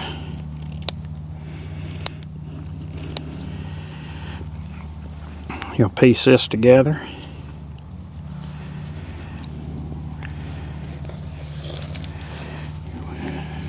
Piece it together. You'll wrap it tight with either a rubber band that'll it'll break down. Do you treat it with any type of chemical or anything? Dip the end in wax. In wax. With the rest of it.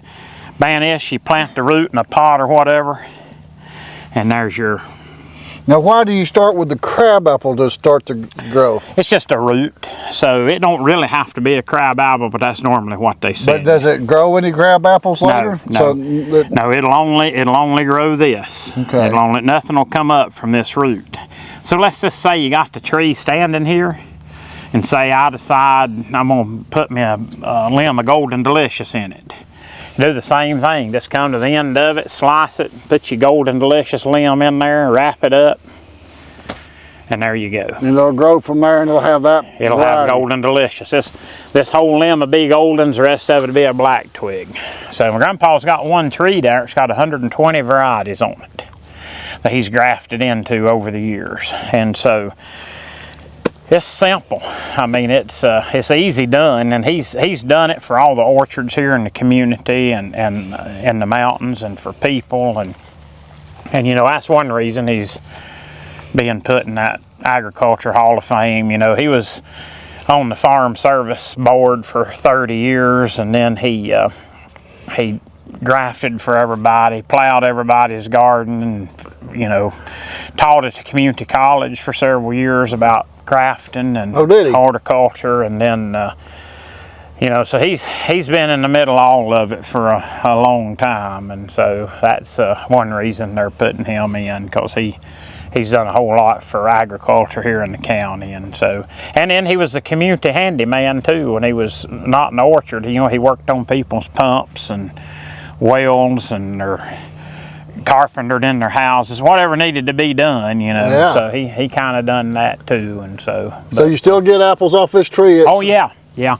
I'll give you a picture of it before y'all leave. Okay. I got him and Grandma's picture standing here in front of it last year. It had the prettiest crop on it you ever saw. Well. And so, and like I say, that thing's 77 years old. Now this is a standard tree, so you can see the size of it compared to the others. Big, okay. This is just not economically feasible. Because it's too tall to get them out? It's too big. It takes too much labor to, you know, climb all over it. So when he planted this 77 years ago, they probably didn't have the mini. They wasn't. This is all it was. This whole orchard used to be this size trees. So they had to get way up in there. Yeah, he had some 24-foot ladders. Yeah. Yeah, and so they had to get up there, and still my 17-foot just barely will do it. And so you never did top this one out, don't look like, or did you? maybe a little up there. I've cut some, and see here we've now right here what I'm doing. See how we've lost a limb here that broke off. So what I'm doing here, I'm letting this come back out to fill this side back in. Okay. Yeah, so the tree will kind of fill out. And I've left several here I can choose from, so you know, I'll leave some of these. You lost this limb right here? Yeah, I did. So it broke or whatever, so I'm trying to fill this side back in. Okay. And so, and that's a good thing. You see how they're wanting to grow this away? Uh-huh. An apple tree is tenacious. They're hard to kill, because they'll fill back in. If you break a limb out or whatever, 10 will come back in its place. And so, just like right here, this is where I cut a limb off a couple years ago, and look how many's just tried to come back even this year. And so this is the top stuff you clean off during the winter to trim up. This I won't, because see, I need this to right, fill. but extra pieces but up in here, that other stuff I will. And that gets more sunlight in there. Yeah, and see those roots, those sprouts is taking a lot of energy from the tree. Okay. And when you trim that out and you trim this tree back, you really want about the same amount of root system as you do top of the tree. So your apples will be bigger. You thin them out so the sun can come in, make them red. And then when you spray, you need your spray to be able to go all the way through it, the tree. Okay. So not pruning them will kill them worse than anything, or that'll do them in quicker than anything. So So so when he planted this 77 years ago, was that his first tree that he planted, or No, there was others? that's the ones he planted after him and Grandma got married. Okay. But there was trees here for 50 years before that. Okay. But this is one that I know that him and Grandma planted the same year they was So, married. but they never did redo the big trees. Eventually, it's all went to the miniature. Semi-dwarf, yeah. Semi-dwarfs, okay. Yeah, they never did. You don't want to put back a standard tree. I mean, that thing, trying to get that thing out of the ground would be like trying to get out a grown poplar tree. Okay. I mean, it would have a terrible root ball, but I can't imagine, you know, we can pick about 30 bushel a year off of that thing, times 77. How many bushels of apples is that in 77 years? That's a lot. Times 50 pounds to the bushel. You know, 30 times, that's 1,500 pounds a year of apples, right? I guess. 50 pounds to the bushel, you get 30 bushel, that'd be 1,500. Yeah. 10 years would be 15,000 pounds, 20 years, 30. Yeah. Boy, that's 100,000 pounds of apples that thing's produced, you know, so.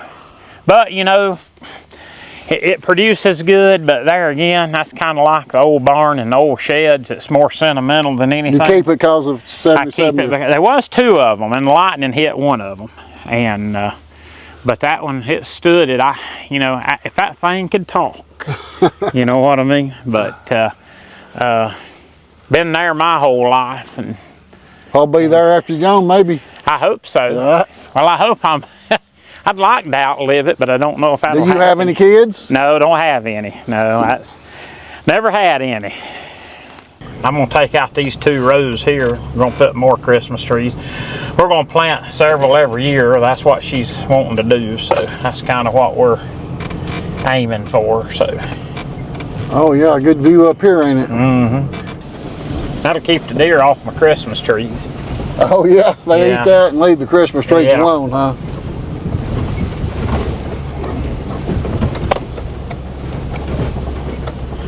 Yeah. Oh, this is a good view here.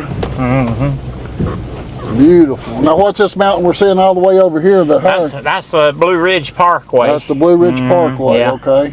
That's Stone Mountain. You see like that darker, greener area over there, way over yonder on the other side. Yeah. Yeah, that's Stone Mountain. To the left here is North Wilkesboro, in there about where we ate last night.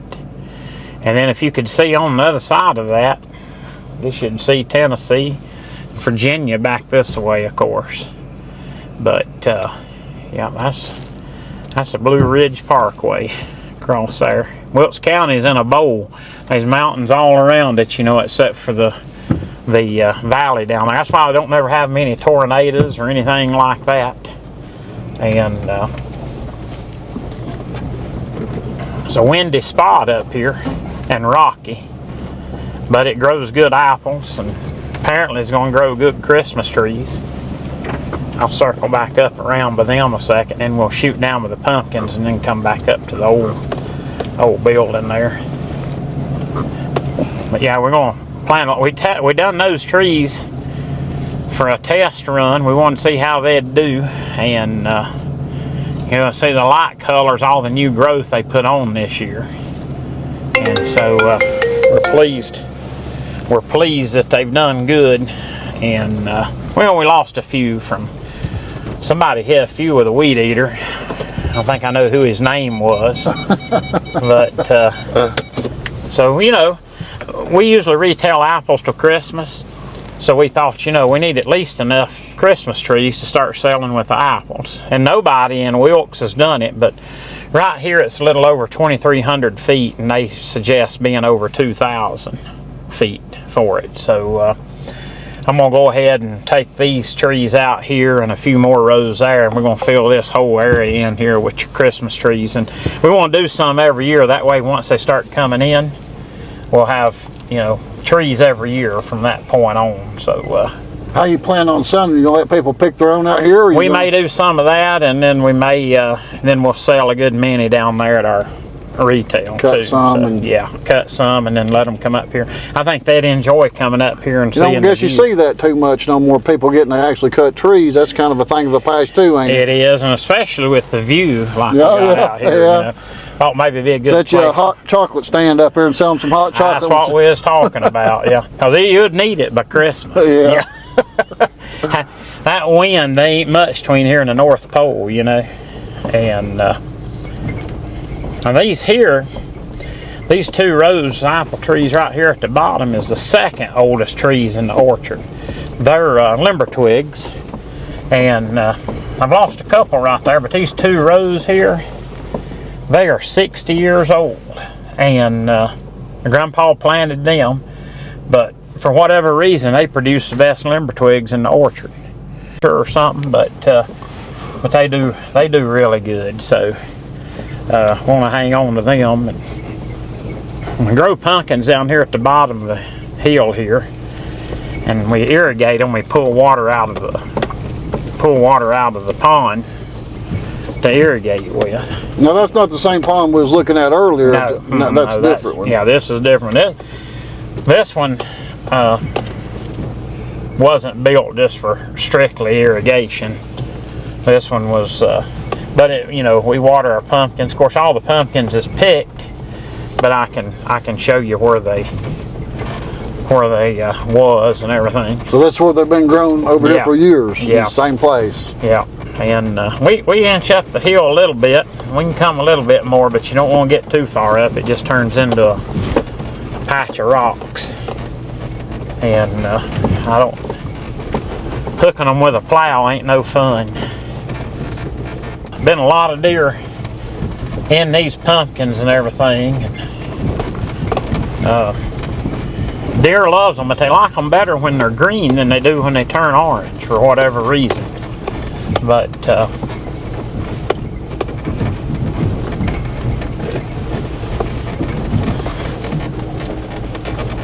like I say, all this is irrigated, and of course, you know, they're picked. You can see the vines that's left. They've had a little frost on them now, so.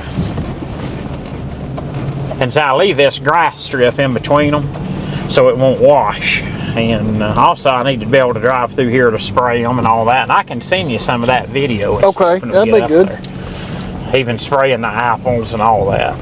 But now, do you have to replant these pumpkins, or they come back? no, I have to replant them. And what I'll do, see where the pumpkins is this year. Next year I'll be driving there, and the pumpkins will be here. So I rotate it. Okay. Every other year. So seems like that helps out the ground more to do it that way. And yeah, and being above this pond, you want to be as land conservative as you can. You don't want a lot of wash going into the pond or anything like that. And this is our main line coming up here from the pond.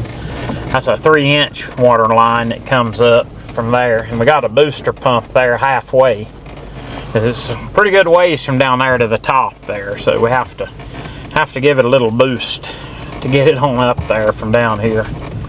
But good water. It has a lot of rotten leaves and stuff in it, and it's high in nitrogen. So as far as I'm concerned, if I don't get any rain on the pumpkins, I'm fine with that, because they do better. And it's drip irrigation. You never want to go with overhead on pumpkins, because it keeps the vines wet, and then it'll set up a lot of fungus. Pumpkins has to be sprayed every week. You've got to come in here with a fungicide and insecticide every week from the time they come through the ground. So pumpkins is not nearly as easy growed as people think they are, but it's a good supplemental crop, because we can make the crop in 90 days. And it takes a year to grow apples. And so something you can pull out quick. And I've decided people will pay more to decorate than they will to eat. All right. So, yeah, I've noticed that over the last few years. Every field you can see here used to be apple trees. That big field over there, all of this, where the pumpkins was, this hill over here, all of it used to be apples. And it's just, it's just gone now. People just quit he only had 3 daughters. Donald Hendren that had this in orchard. He just had 3 daughters, so there's nobody to take his orchard over. Neighbor of mine's leased it, but I think this was his last year with it, and I don't need it. I've got more than I can tend to now, so.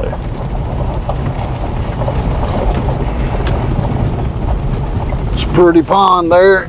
Yeah. Big one, ain't it? But that's got fish too, don't it? It does, yeah. It's a good irrigation pond, that's for sure.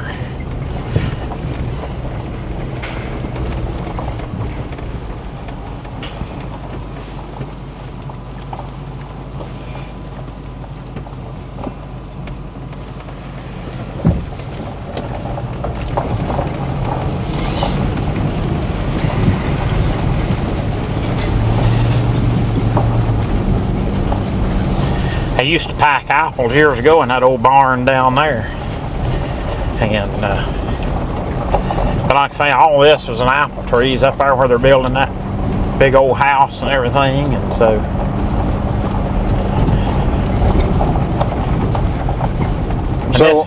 on the property like that, they're building a house up there. Do they have to find out if they can get water before they start building? Or are they going to build? Most of them will drill their well first to make sure they're going to get water before they build. Because you build a big house like that, no water, you can. Because up on that ridge, it'd be hard to get water, I would think.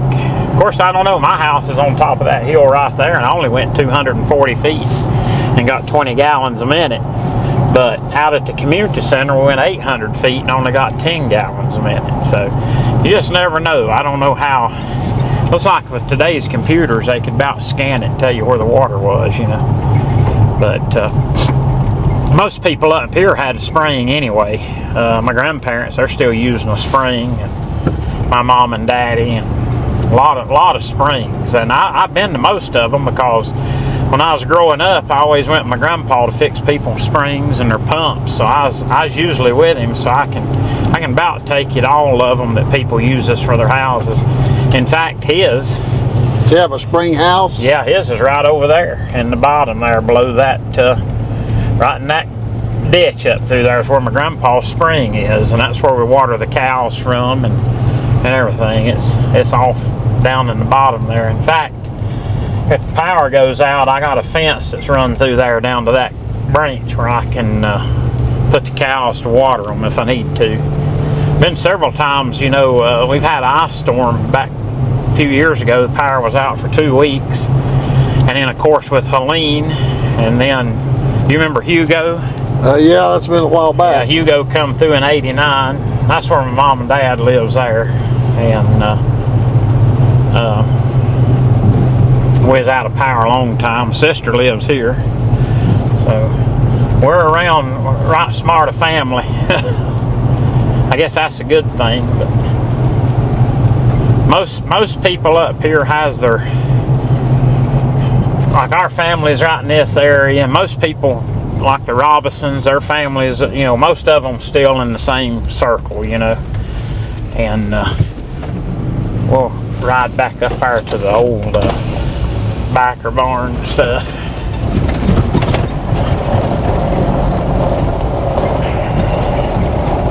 And then we got to come back to the old house there. Oh yeah. I like it up here. I couldn't imagine being anywhere else, you know. We've been here your whole life. Been here my whole life, and that's where I intend on staying until it's over. And I hope my health holds out good as my grandpa's has, because I'd love to be able to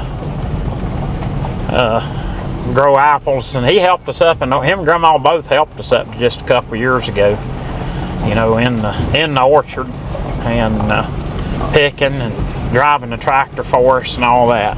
So you feel like farming's in your blood, I guess, don't you? it had to be, because if it wasn't, I'd have given up a long time ago. I've seen about every disaster to do with farming that you can think of.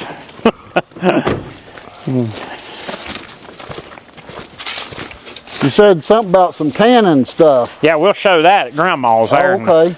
In the root cellar. We don't want to miss that. Now them bins is in our way, but that you see this rock area here? In there is a cellar, just like we looked at my grandma's old house. They stacked those bins up in the way and we can't get in there, but that's where he stored a lot of his apples. Okay. And this was just originally a dirt floor here. And, and this year we haven't had to use it because we didn't have the apples, but, you know, this, after time passed and they quit doing everything by hand, you know, through the crates and all, we started picking in those big bins. You know, slide the bin in here and it dumps, and then the apples will start rolling through this conveyor. Okay. And the littlest ones will drop through this chain. Okay. Goes in there, it washes them, and it dries them, and then it comes across these rollers here, and you stand there and you pick out the bad ones. You know, like you're got cuts or bruises or whatever on them. And then the next size will drop through that chain, take out another size, and then your biggest ones will go off the back, and that's usually the ones that you send off to the grocery store or whatever. What do you do with these smaller ones? Small ones just to reduce price. These is normally just your deer apples and number 2s, but the small ones, you know, sell them for a little less money or whatever. Now this grater here, that thing there is as old as I am. That thing's probably 60 years old. Looks like you probably have to work on it every now and then. Looks like something will go out occasionally. It's got a lot of parts to it. Actually, though, it's the smoothest running thing. It belonged to Carol Hinder, and he used to grow apples out the road here. And he quit. His health got bad, and he quit. And I bought it from him. We had one before this, but this one was a little newer even than that. So it was used when he bought it. They used it for 30 years, and I've been using it for 27 years. And so, but as long as you keep it greased up and stuff, I mean, occasionally you have to change a few things. But a brand new one like that's about $50,000. So, you know, I don't see a bit of reason in changing it. You know, so when my grandpa, he built this thing here. He cut these old locust posts, and you know, him and grandma, I don't know how they done it, but they got that cellar there dug out with a horse and a scoop. Oh yeah. And all these rocks that he laid the inside of this thing with, all those rocks come out of the orchard here. And he, you know, I don't know how they managed to get that done. I mean, I can't imagine the hours that must have took, you know, and it's as long as the building. So, I mean, and that's where, you know, him and grandma, they'd box up their apples here and store them in there, just like everybody else before the cooler. So I don't use it anymore because I got coolers. But if you had to, it'll work. And keeping taters in it, you know, that's a good tater house. So putting them in there, and then, and like I say, they grew tobacco out here. Yeah, I've been into some of the tobacco barns around over here in North Carolina and filmed. Mm-hmm. They're always interesting to see those. They're, I know. Did they heat it? They did. They heat it to dry. This was flue cured, yeah. Flue cured. Okay. In Tennessee, now I don't remember seeing the tobacco barns so much with the heat, where they would heat dry it, you know, different ways. My grandpa was one of the few that actually flue cured his. Of course, you know, the upstairs here, you know, just pretty much storage, you know, they hung it up there. And then around here behind, I think we can go under it here without getting in too much. I think do a little cleaning up around it. But, so what year you reckon he built this building? This was, his daddy helped him with this. So this was way back in the, he was probably about 12 or 14 when they built this. So just watch these old thorny bushes here. So, you know, a lot of these old poles they used in here is what always amazed me. Like the, you know, for the ceiling and stuff. But his furnace, I guess that's part of it back there, where he had it in here. Now, I never have quite figured out what these things was for. But this here was the, you know, tobacco sticks. Yeah, old tobacco sticks they used. Now they take and drape them over there, or how did? Yeah. Well, a lot of it, you know, was hung up. To hang it. They Yeah, take them hang- sticks and hang them across this right here. Yeah, hang them these. across these poles, you know. Right, so- and they'd hang down and dry. Yeah. So where did you say he flue heated? What did he heat with? Wood, coal? It was I guess it was coal. Coal. Yeah, because I don't know if it had anything, you know, that and wood, I guess. But Yeah. he talked about having to sit with it all night, you know, several times. I've heard of some of them catching fire if you didn't set with it. And I bet he knows what those are. Yeah, and you know, of course, you know, here's his, you know, gas lines, and maybe Well, now see, propane's what they use a lot. propane. That's yeah. what he used. Yeah, I guess. I've seen them. Yeah. Some of them use propane. Yep. Now, I don't know where these stained glass windows come from. Well, those are nice. They've come out of a church, probably. Yeah, but all mercy. When? They might be 1800s. Them Could be. things has been, I bet them things has been in here for, There's some more frames over here, like them right there. Yeah, Them's actually almost make good picture frames. They put a picture in. You see that? yeah, cause that's old-timey stuff right there, you know? I mean, The real deal. it was certainly propane, cause there's the rest of it. Yeah, that's what I've seen some of them doing. Propane, different things. Propane Yeah. would be easier, I guess. Yeah. You know, it's amazing what they went through back then, you know what? Yeah. And we you know, I mean, I know we've improved a lot, but I like to keep it. I'm sort of like my grandpa. I like to keep things about as original as we can, you know. I guess I see a little refrigerator. Yeah, that was a cider mill we had in there. Is that where you did the cider? Yeah, and they got them a little break room. Yeah. These guys, they sort of Had to eat lunch, I guess. eat lunch, put them a little microwave in there, and a few things. And I guess you think I asked a lot of questions, don't you? oh, I don't care. Hey, I've heard. Now, right here, I'm going to show this to Dustin. Let's talk about this ramp right here. Tell him Yeah. what this is for. Because we went by one of them one day, and he said, what's that for? Oh yeah. I helped build this thing, so this has been around here a while, but I was in on that. Oh, right here's something too we'll have to show you in a minute. So this is where you'd change your oil and work on your car. This Yeah. is your lift back in the day. Yeah, this was all the lift you had, and so we still use it back in there with our tractor or whatever, change oil, we pour the old oil in these barrels, and So you're still using it. oh yeah, Yeah. I still use that, change oil. And You helped build this? I did, I was right, I helped dig the hole. That was fun. And Grandpa put You me didn't in have there. a backhoe? No. No backhoe? No, we had a mattock and a shovel. We didn't even have a front end loader on the tractor back then.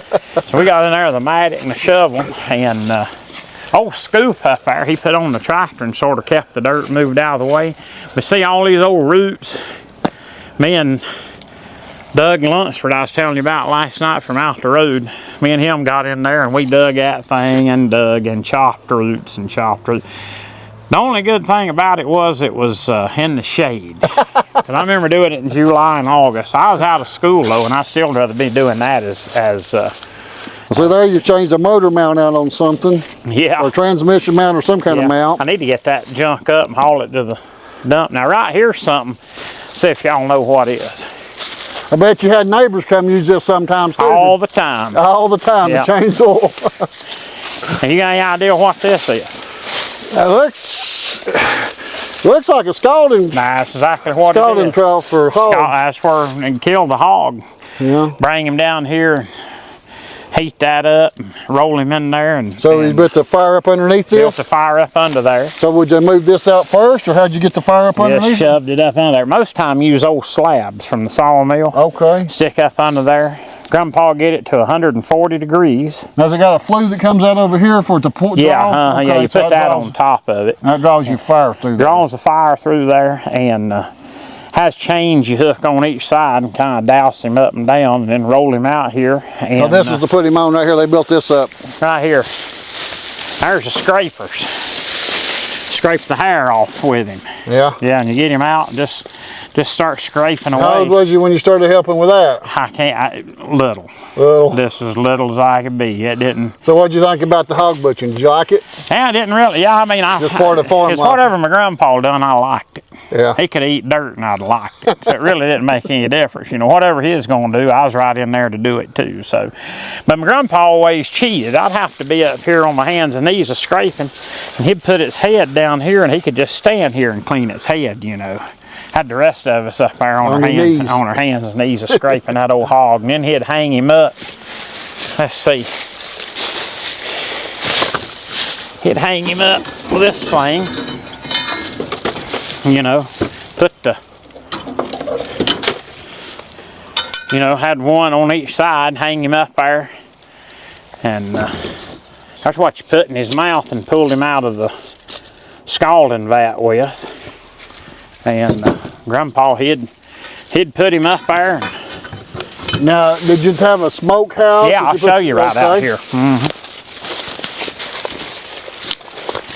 Now, he had some tables set up here. He'd butcher him out, and I'd carry the meat up here to the smokehouse. Maybe that thing's unlocked, hope so.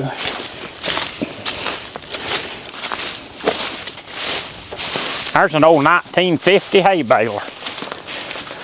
1950. They've come a long way since then, hadn't they?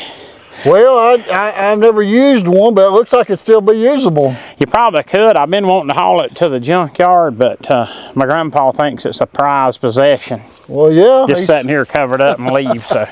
Well, it's a part of the history, actually. Yeah. I bet this thing's locked. No, it ain't. So, we can carry the meat up here.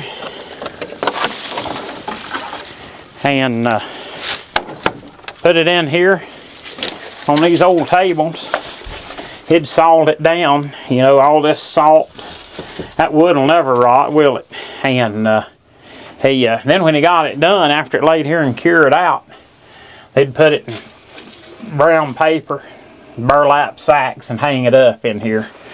And so they'd probably eat it all by the next year, I guess. A bunch of, still got a thing of salt laying in here. I bet that's old hog salt. So now I guess them days is over with for us doing it, but you know, it's still here, so that's the main thing, you know. I've carried a lot of meat and put in that thing. I bet you have a lot of your customers that come like to walk around and look at all this, don't they? They do. Yeah, they like to look at all this old stuff here. So this house here, now this is where, look at that tree house my grandpa built for his kids and put up there. Well, he wasn't worried. Fuel tank, ain't it? It was a fuel tank. I tell people he just set the barrel beside of it and growed up with the tree. You know, that ain't what happened, but well, he wasn't worried about them falling out. It's up there high, ain't it? and see these trees here? See how they fork out up there? Uh-huh. He climbed those things when he was little and topped them with a chopping axe. My grandpa did. That's how them trees was topped. That's why they're branched out like they are. All of them. He said when he got home from the war, he plumed up in them and topped them and done it with a chopping axe. Now that was earning it, wasn't it? And so, and that's the well here, this old well. They hand dug this well. It's 60 foot deep. 60 foot deep? 60 foot, hand dug. And, you know, it's got water in it, plenty of water. And, hand dug that thing. But see, back then, they had a, you know, where you roll it out of it and put a bucket down in it. Because see, it's as big as these tiles is going down in there. So gradually you put a pump in it and was like, you know, just started pumping the water out. But old hand dug well there. So They still use it? Is it? Yeah, it's usable. Yeah, you can use. I don't know if the pump's any good. So they're getting water out of the spring now? It's been so long, so you said about the spring. water comes out of the spring now. So I like that better than the well water? Yeah, and we use it for the cows lots of times, but let's see here.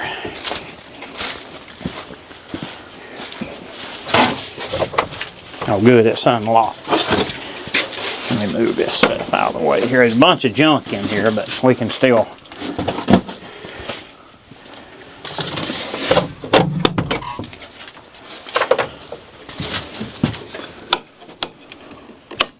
I don't have any lights in here. The old wood stove's still here. This was the kitchen part of the old house, and got a bit of lights. So during Hugo, when the power was out for so long, we moved this thing down there to the house, and Grandma cooked everything in the freezer. she cooked everything that was in the freezer in this thing so it wouldn't go bad. And so moved it down there. In here was, I don't know what this area would have been. My grandpa, he's turned it into a little wood shop. And right here is a bunch of these apple box corners I was telling you about. We must have been building them in here then, wasn't it? Yeah, I guess he did. And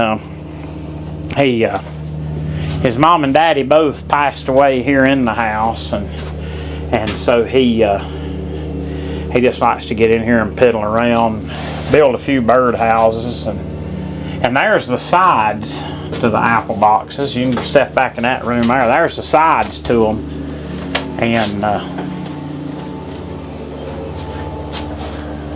that's what went on the ends or the sides.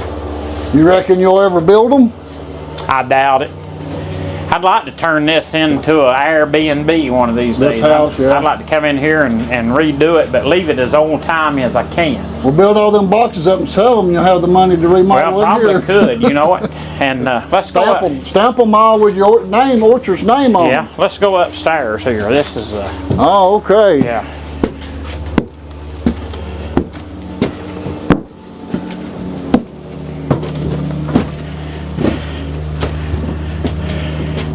Now, my grandpa said this was his bedroom when he was growing up. And he said that, of course, I'm sure this ain't the original bed. He had a straw tick. But he said he remembered one morning waking up, and he said he was just covered up in all kind of curd. He put a thermometer beside his bed and said it said 10 degrees. Oh my goodness. Yeah, so, you know, that was that was something for back then. But, you know, for 1940, this was a good house. Yeah, it is. You Absolutely. know? And I always liked the way they done their, you know, always had like these little storage areas they had back in them days, you know. Yeah, that would have been their closet, I guess. Yeah, or, you know, you could there. you could put a little kid in there to sleep or whatever. You know? Right, yeah. And here on the other side, and then right here, they even get up further in the attic, which I always thought this was interesting, is, you know, they had all these crawl spaces everywhere. And then to get up in the attic even further, it's just odd how they built that kind of thing, you know? Well. And so, you know, the colors they had back in was kind of, Yeah, that's a probably got a special name for that blue. That would be something. Somebody probably in the comments would tell us. Look at the old doors here. That's just, you know, I mean, you just don't see it, you know. So that's why I'd like to turn this into my dream is, I don't know if it'll ever get done. I've had a whole lot of them, but I'd like to come in here and redo this whole thing one of these days. But leave these doors and stuff. I mean, I'm talking about leaving it just, you know, what I'd do, I'd want to sand this off and maybe just shellac it or something, you know, and leave these original floors, just maybe have them refinished or something, because the house is sound as it can be. You know, the floors is not. Now, so your great-grandpa would have built this house? My great-grandpa. And what year would you think that would have been? 1940. Okay. Yeah, his name was Belo. So your dad would have been about a teenager, 16-something years old probably, 17. He was 14. 14, okay. Yeah, he was 14, I think, is the way that went. Yeah, would that be right? He was born in 27. He'd have been 13 because he was born in 27. I was thinking he was born in 24 for some born reason. in 27. Now, Hessie was. Okay, I was thinking about Hessie then. So I know she said she lived here maybe a year before she moved. She did, and then, so my grandpa built that other house down there while they was living in here. Okay. Because, you know, his sisters and his brothers, they moved off, and so they just signed the farm over to him because he was the one here working it, taking care of it, and so they decided just to sign it over to him, which, you know, the rest of them didn't want it. They weren't farming, so that's the way all that took place. And so he built that house down there, and they did not have electricity in this house. He put this in himself later, just for a light or two. They didn't have electricity till they got moved down there in the late 50s. So it was a long time before they run power up the mountain. They still burn wood. Oh, do they? Yeah, well, so he's still burning wood. Yeah, well, I've got there and take a look at that. How's he doing that on a? He just, I don't know. He's now look here. He's got a pet chicken sits here at the door and waits on him. A pet chicken? Yeah, see it there? That's an old game hen, and she sits right there waiting for him to come out. Yep. What's he do? Feed it? He feeds it. So in here is a cellar. Ah, that's a real cellar right This there. is a real cellar now. This is built right into the bank. Now, I weren't around when they done this, but he fixed this. You know, they can all these beans. Got peaches here. You know what I paid for a can of them? What's that? At the $10. For a can of them? Just like that right Look there. how many she's got. I'll send you a picture. I paid $10 for a jar like that. There's cans. These is pears. Canned pears. Got tomatoes. Peaches. Keep taters. You know, keep their taters in here. And yeah, my grandma, he built this out. He left a vent. You know, you got to leave a vent in them. Comes up outside out there. And look here. You know what that is? Beets? Pickled beets. Look at this. Sausage from Killed the Hog. And you don't see that much, do you? No, Yeah. not canned meat. And you can that. It's already cooked. Pour out in a pan. Heat it up and you're ready to go. And yeah, let's see. It's untelling what I was hoping to find a can of hog lard in here somewhere. Show you. Grandpa's used it all making hominy. You know what this is? This is a kraut rock. No, I don't know about the kraut rock. So what you do is when you make sauerkraut, right here, this is what you make the kraut in. These jars here and these stones. So what you do, you know, the cabbage and all floats. You'll chop it up, put it in here, and you put a rag over it. But the cabbage will be up out of your juice. What you do is lay this rock on top of it, and that keeps it in there. And she's got 2 or 3 here. That she Keeps it from floating up? Keeps it from floating up. And you don't mess with that. You don't mess with this rock. And yeah, that rock just will be a piece of gold, you know, to hear them tell it. But she uses these things. They pickle corn in this, and this is what they pickle corn in. See, it's bigger. And pickled corn, I'm not familiar with pickled corn. yeah, do it the same way. Just put it in there and put your salt and your water. I think this is a rock she uses for this because it's bigger. Lay it right here on the top. Keep it down in the water. And now her grandma had this thing. My grandma's grandma. So that'd have been what? My great-great-grandma. And so, but they do this stuff, and you know, and grandma keeps all of her jars here, and beans, and that's how cool it stays in here. Yep. These taters will be in here next spring just like this. Now, did you grow the taters? I did. It was theirs, but I hoed them and stuff for them, and They must eat quite a few taters. every day. Every day. 3 times a day, and some kind of meat 3 times a day. And your grandma still cooks? Oh yeah. Now these are small potatoes here. Now these are what? Now what she does with them, she boils them, puts them on like just put some whole in soup or beans or whatever. They call them like a new potato? Yeah. Or? We graded them out. Okay, they come out. She wants them separated. Okay. Now grandma will get mad if you leave them together, because she said she ain't peeling small taters. But them she can just peel, you know, boil the whole thing and put in your soup or your beans or whatever. And but now you see here the difference in the peaches here. Look at this. See, these is, that's a yellow peach variety, and this is a white peach. So these, the reason she keeps them separate, these are sweeter. White ones is a lot sweeter. And so, but some of these jars in here, it's untelling Been around for a It's while. I bet. untelling how old these things is. I mean, there's an Atlas Mason. I mean, I don't know what the year would be, but I got in here in a young, if I get in here when I was a youngin' and play and break one of these jars, now I was in big trouble. I mean, you just well, and of course you ain't made him a drain. There's a drain under here. Yeah, I saw that when we come in. It drains Yeah. down and out. How about that? That took some digging too, didn't it? Yeah, it comes out there below the house. As long as my grandpa could remember, and anybody that he can remember has remembered. Don't have any idea the name of it, but Did you eat it or is it well, what he does, he makes hominy. hominy? Okay. You've ate hominy? Yeah, so this looks a little more white. Yeah, so he makes his own lye using hog lard and oak. He'll burn oak wood, take the ashes and hog lard and mixes it together, and that makes lye. And he'll soak it, and that causes the husks to fall off of this corn, because you know the inside's all you're going to eat. It puffs up. And it puffs up. And so he makes homemade hominy, and he keeps these for seed every year.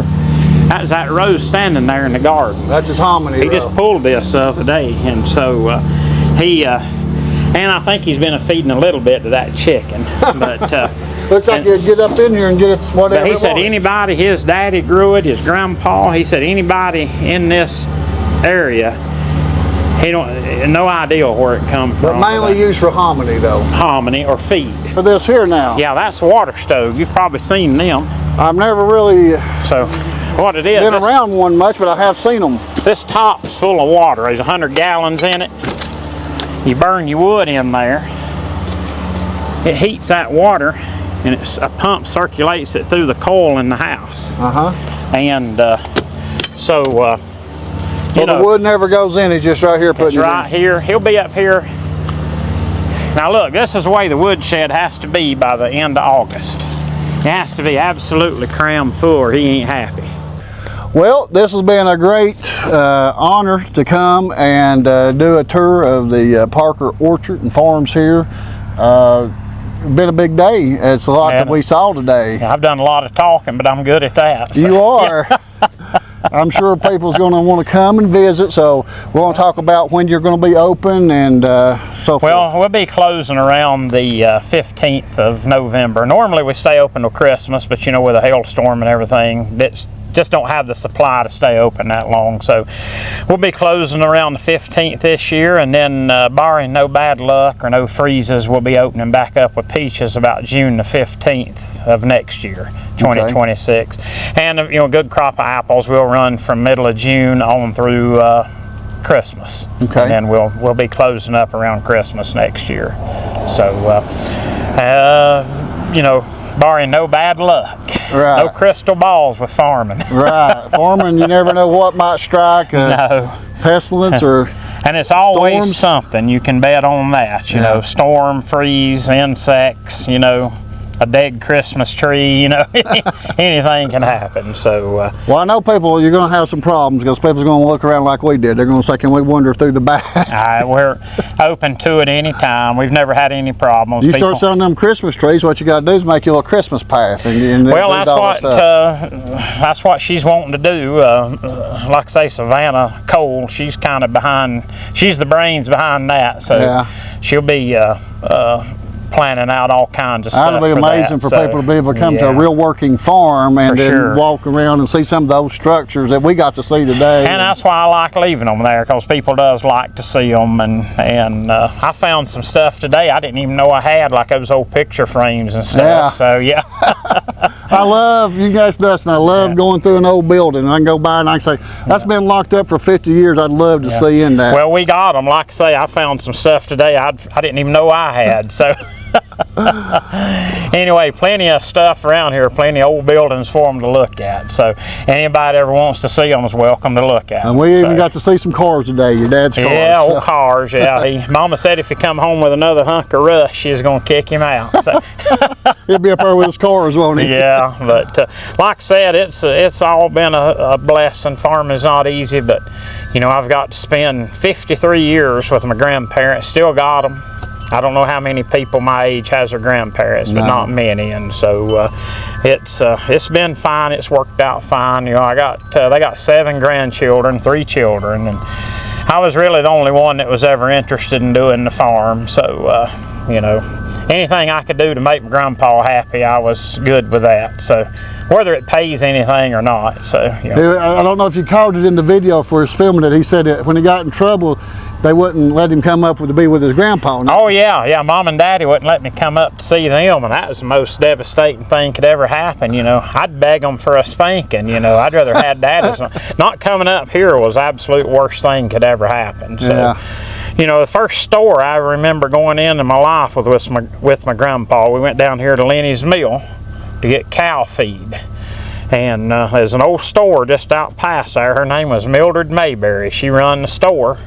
And she's kind of like my great-great-grandpa up there that had the store. She was never in there. And so I remember my grandpa saying, well, let's go out here to this store. And I remember going in there, and it had the big ice cream freezer. It was a Borden's ice cream freezer with Elsie the cow's picture on the front of it, getting ice cream.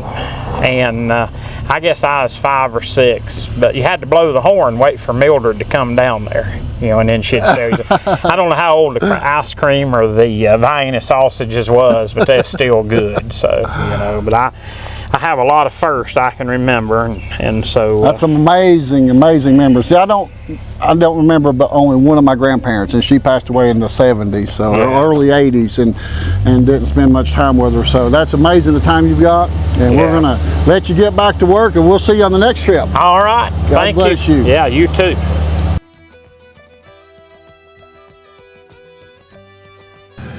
What year would you have been born then? I was born 27. 1927.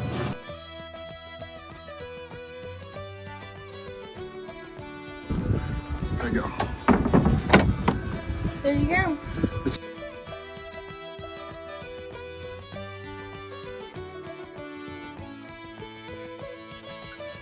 These 2 rows here, they are 60 years old, and my grandpa planted them, but for whatever reason, they produce the best limber twigs in the orchard.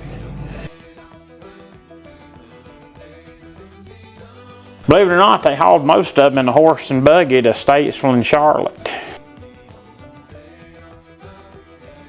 You take 2 twigs, or you say twigs, and put them together to where they'll live. When you lay them down, then that's grafting.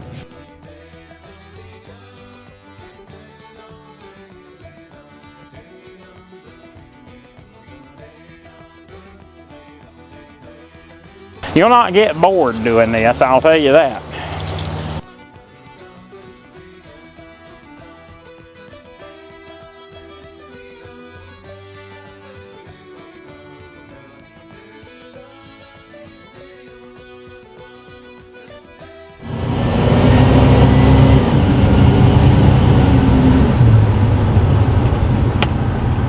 New cars won't do that.